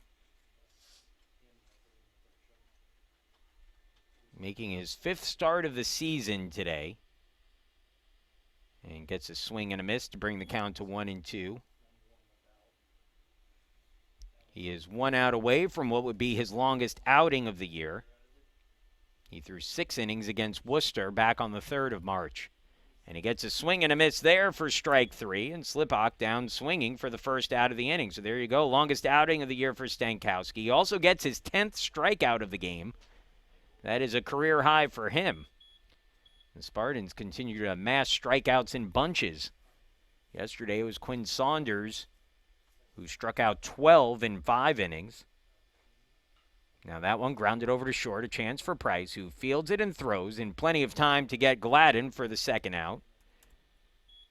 And Stankowski retires too quickly here. And Eric Ridner will now be the batter with 2 away. Ridner hitting at .268. Drove in his team-leading 14th run of the year earlier in the game with a base hit. He's 1 for 2 overall with a single and a walk, along with a strikeout. Takes a called strike to bring the count to 0-1. Powers playing him on the line at third. And they'll say Ridner went around, and the count is now at 0-2. So Stankowski looking for one more strike here to get through the 7th. Trying to preserve that 3-run lead. The 0-2 on the way. And did he go around? They'll check in the field. This time the umpire out there says no, and it's a 1-2 count.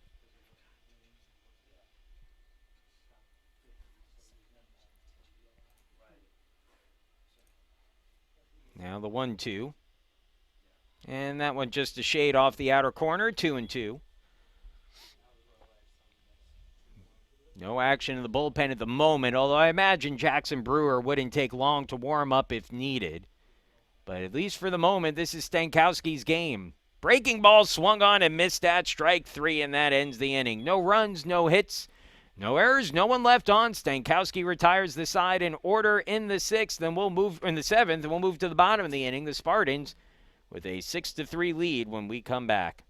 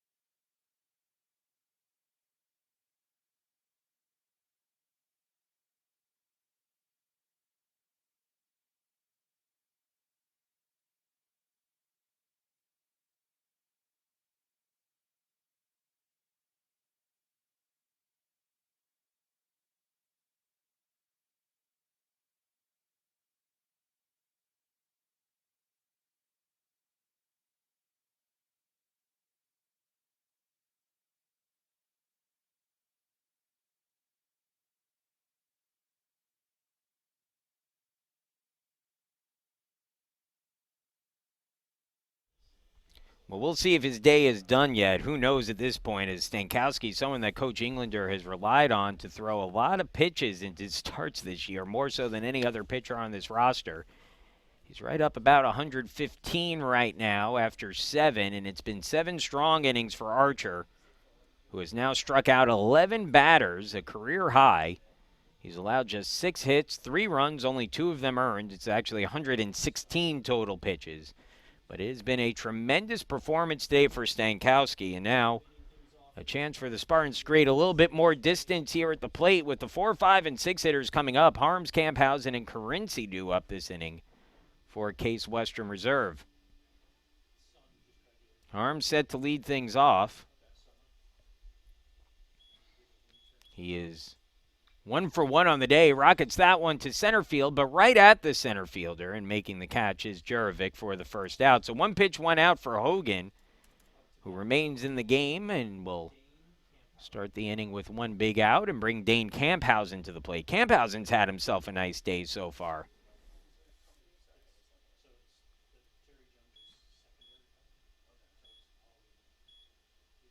First pitch on the way to Camphausen, and he swings, and that's going to be a base hit for Camphausen. His second hit of the game. He's now 2 for 2 with 2 singles and 2 walks. And Number 31, Zach Currency. that will bring Zach Currency to the plate. I wouldn't even have thought of it. I would have seen it and struggled. That's what it would have been. Currency hitting a 250, 0 for 3 today, looking for his first hit of the game. First pitch to Currency, he swings and misses, and it's 0-1. The Spartans coming out aggressive here in the 7th inning. They've seen 3 pitches, and they've swung at all 3. The 0-1. And fouled away, 0-2.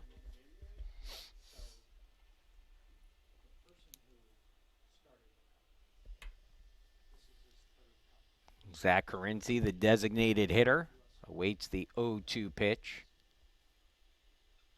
And that one fouled away. Currency right now, I think, locked into that designated hitter spot for the Spartans, at least until his arm starts feeling a little bit better.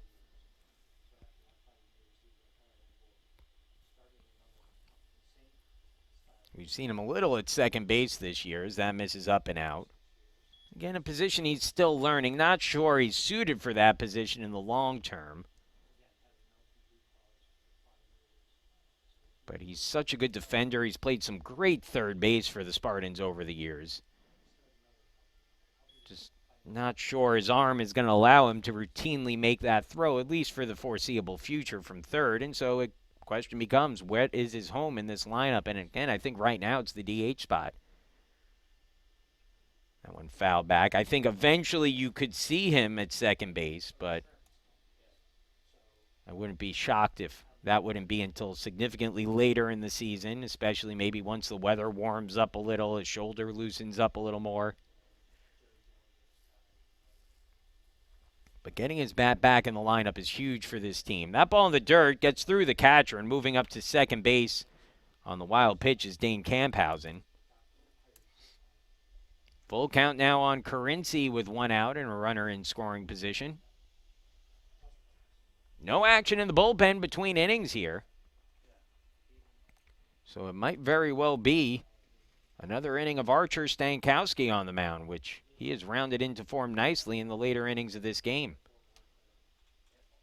And Currency jammed by that one, pops it up into shallow right center, coming in and the right fielder, but making the catch is the second baseman. And a good job there by the second baseman Goldstein to get the second out of the inning.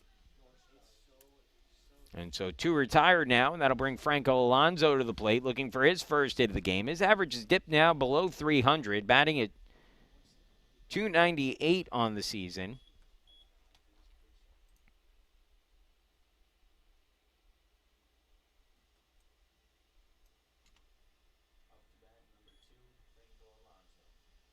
Alonso takes the first pitch for a ball, 1-0. Hogan up to 58 pitches now in the game. Here's the 1-0. Breaking ball called strike, 1-1.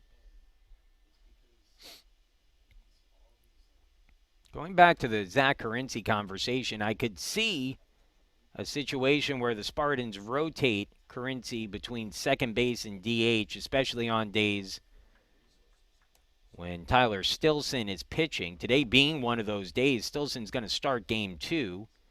And so to save his arm a little bit, the Spartans not hitting him in the first game today, are playing him at second base. And so that one misses down and out for a ball, 2-2.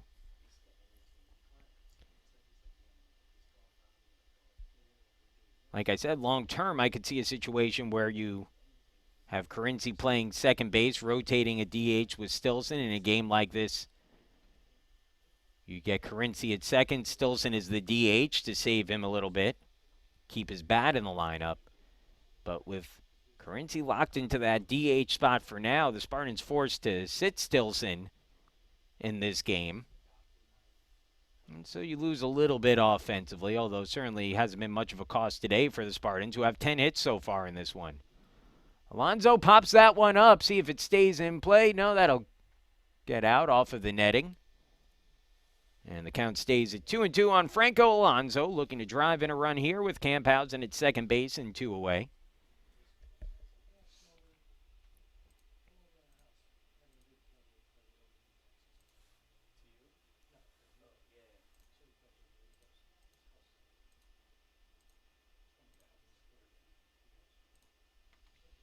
Count stays at 2-2 on Alonso, looking for an RBI here. Franco's driven in 10 this year.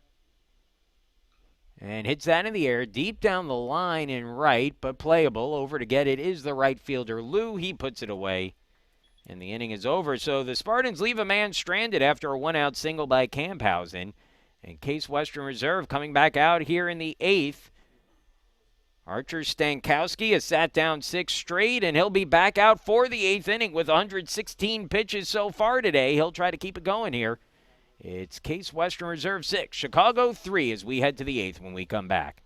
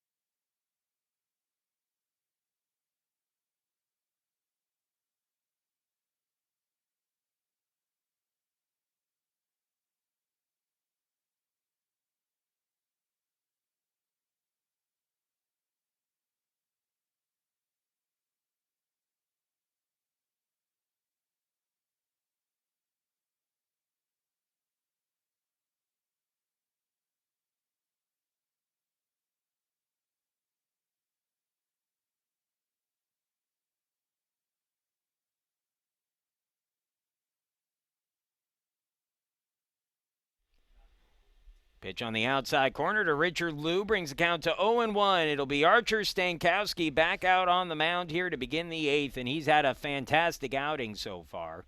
11 strikeouts today for Stankowski. He's retired 6 straight as he begins the 8th, and will begin the inning with 116 pitches, now up to 118 with a 1-1 count on Liu. 3-run lead for the Spartans to work with here as the breaking ball popped up down the line and out of play, 1-2. I would be curious in this situation if we see Tyler Horvath get up at one point in this game. I don't know if he's available today or not. Wouldn't shock me if they could get an inning out of him at some point during the doubleheader today if needed. And the breaking ball in there, a called strike. And Lou down looking, and for Stankowski, strikeout number 12. And, you know, for all the talk about what Quinn Saunders has done striking batters out. Again, he's had 26 now in his last 2 outings over the course of 11 innings. That one's fouled away. And it's an 0-1 count on Cordero. Stankowski now with 12 strikeouts in this game. He's just too shy of matching Stankowski's program single-game record. The 0-1 on the way. And a little down and out, 1-1.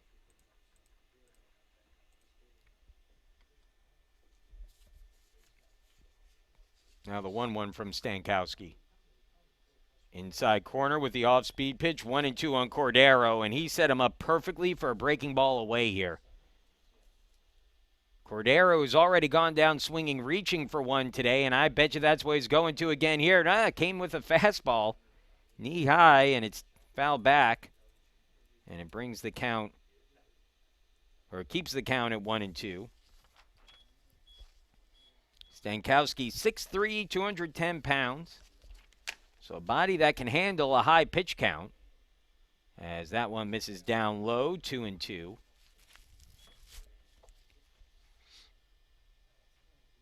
But Stankowski, and we've seen this from him at times this season, he's a guy who tends to build a little bit of strength as the game goes on. Usually his best innings are his last few.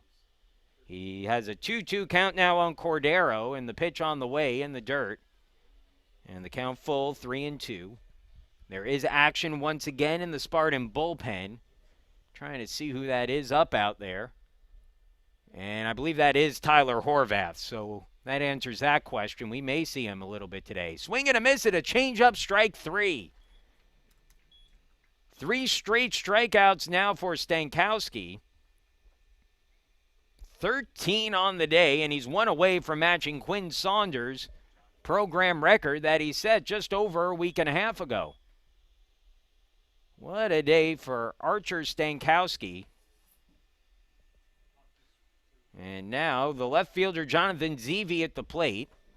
Takes the first pitch outside for a ball, 1-0. That's 128 pitches now for Stankowski. But again, a guy that can handle that kind of a pitch load. Especially, it'll probably be another week or so before he starts again. As that ball swung on, grounded up towards the middle. Off the glove of Alonso. Throw to first is offline.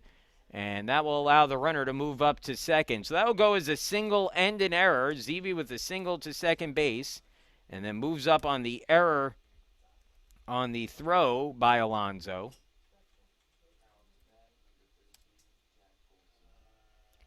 So that'll be the 7th hit of the game for Chicago. 3rd error of the game for Case Western Reserve. And now runner in scoring position for Chicago.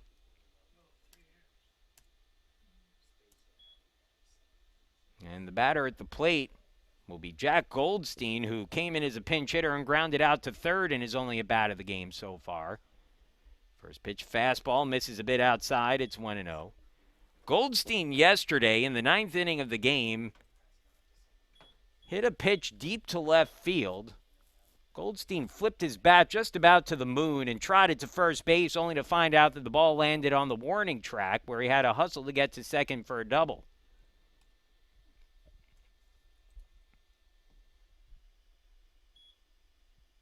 The 1-1 on the way. And he hits that in the air, right field and deep, but Harms has it lined up, circles under it, makes the catch, and that ends the inning. So Goldstein retired on the fly ball to right, and we will move to the bottom of the 8th. The Spartans leading 6-3 up this inning for Case Western Reserve. It'll be the 8, 9, and 1 hitters. Stevenson, Price, and Andraco due up when we come back.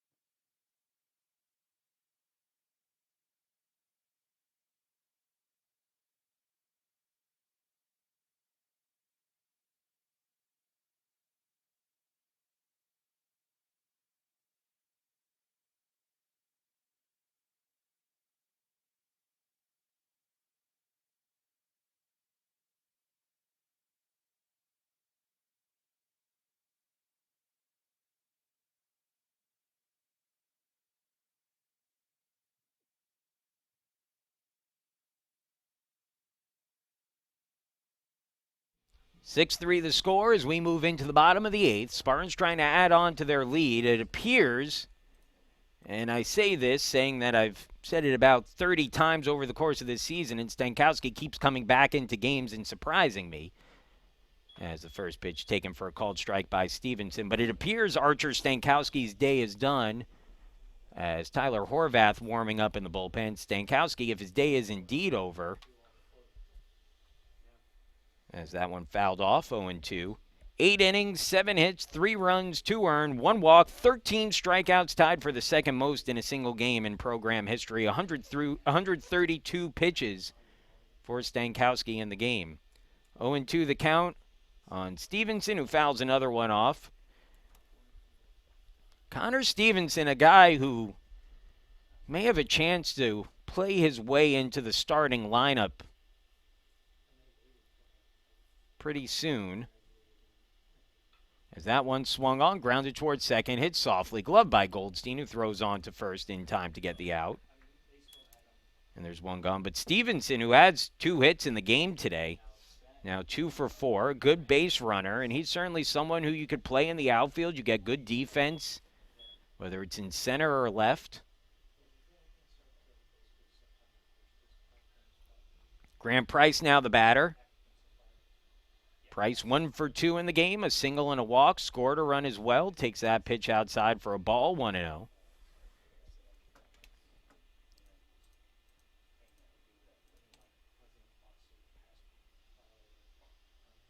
Breaking ball called strike, 1-1. And the Spartans 3 outs away now from getting head coach Matt Englander what would be his 400th career victory. Outside ball 2, 2-1.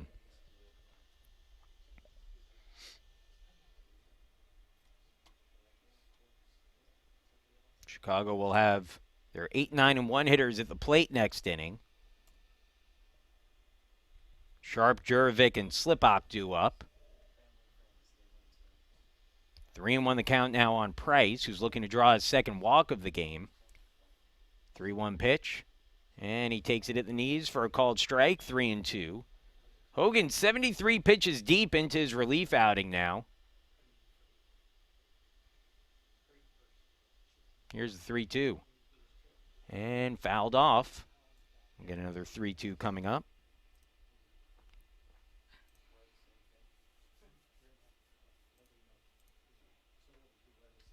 Jackson Bailey started, went the first 2 innings, gave up 1 run. He was followed by Kirk Waller, who gave up 2 runs. As that ball skied in the air, foul territory again and well out of play. So Price working a nice at bat here. The Sandusky, Ohio product at the plate for the Spartans. Hogan has been in the game now for the last 3 1/3 innings. He's given up 5 hits, 3 runs, 2 walks, 2 strikeouts. Currently in line for the loss if the score holds. And Price pops that one up. Shallow left. In to get it is the left fielder, ZV, who puts it away for the second out of the inning.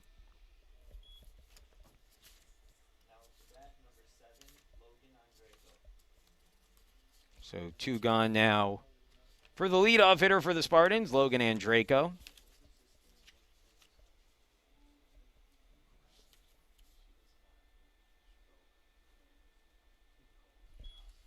First pitch, he squares the bump, pulls it back, and takes that good curveball from Hogan for a called strike, 0-1. Hogan has really done a good job locating that curve today, especially since his first inning of work. Sprayed foul by Andreyko, and it's 0-2.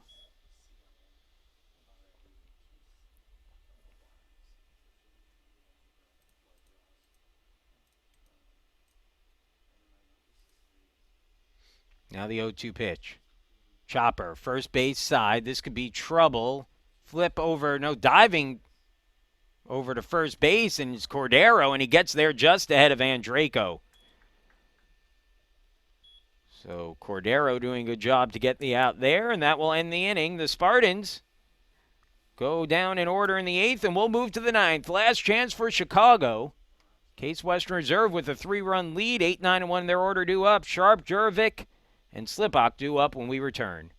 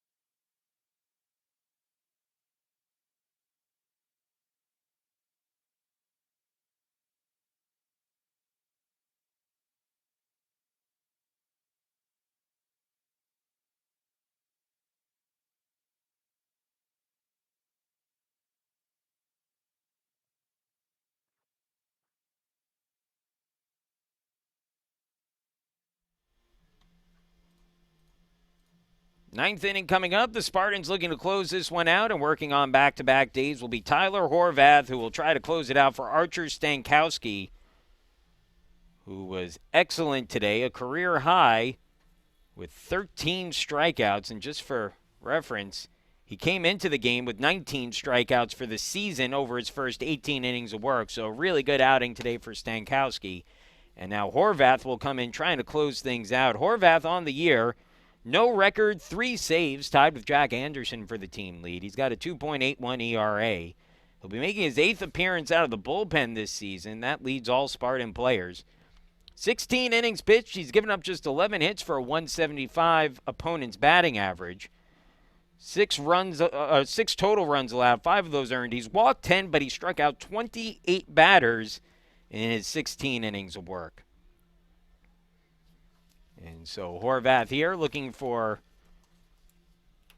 a save in the 9th with a 3-run lead to work with. He'll face the 8, 9, and 1 hitters for Chicago, Sharp, Jurevich, and Slipok. Chicago will see Horvath for the 2nd straight day. Horvath yesterday went 2 innings against Chicago, gave up just 1 hit, struck out 5, did not allow a run. Coming into the game yesterday in the 6th with 2 on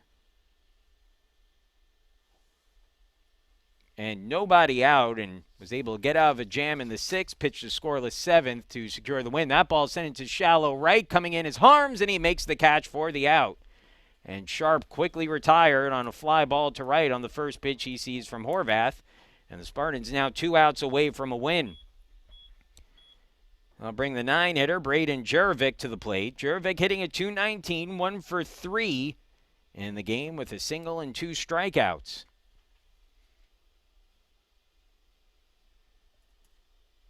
So Horvath with 1 pitch, 1 out.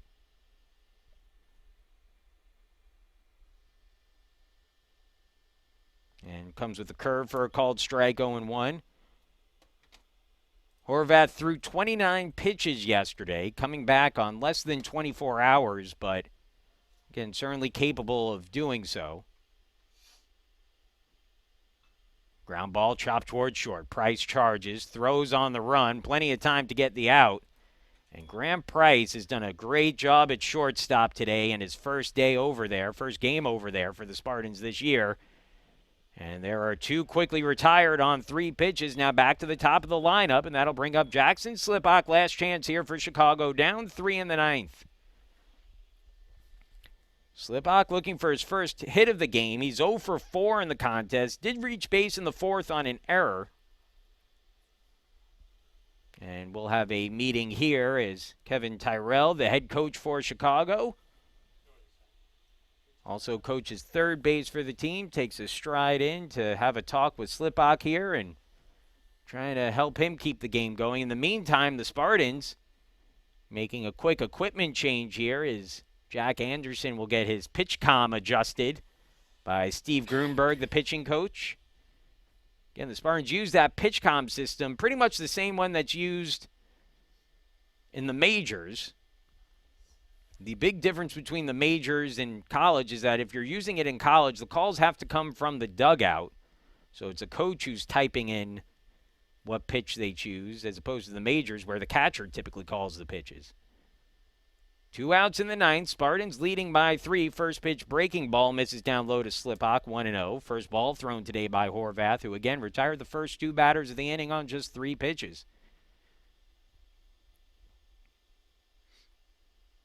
Now the 1-0. Ground ball foul, and it's 1-1. Horvath looking for his 4th save of the year.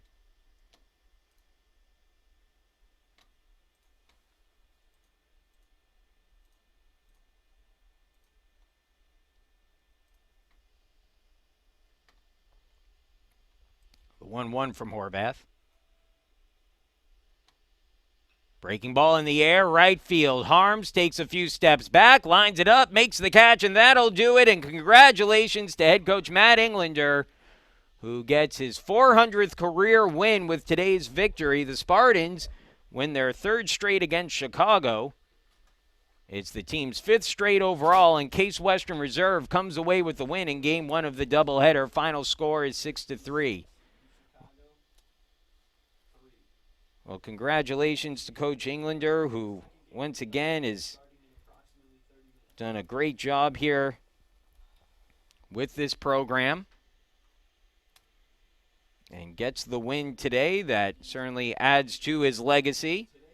Chicago drops to 1-12 on the season with the loss. The Spartans now 13-5. Archer Stankowski with the win. He's now 3-1 on the year. The save goes to Tyler Horvath. For Horvath, his 4th save of the season. That leads all Case Western Reserve University players this year. The loss goes to reliever Phil Hogan. Hogan, who gave up 3 runs in his relief appearance, will fall to 1-2 on the year for Chicago. The game lasted 2 hours and 18 minutes, a quick one here for these two teams. And attendance to the ballpark today was 215. Want to thank everyone for joining us for Game 1. A reminder that Game 2 is coming up in a little bit, approximately half an hour from now, so figure about 1:45, 1:50. We'll be back with the second game of our doubleheader. Once again, final score here in Game 1, 6-3, Case Western Reserve University with the win. Have a good one, everyone. We'll see you in a little bit for Game 2 coming up.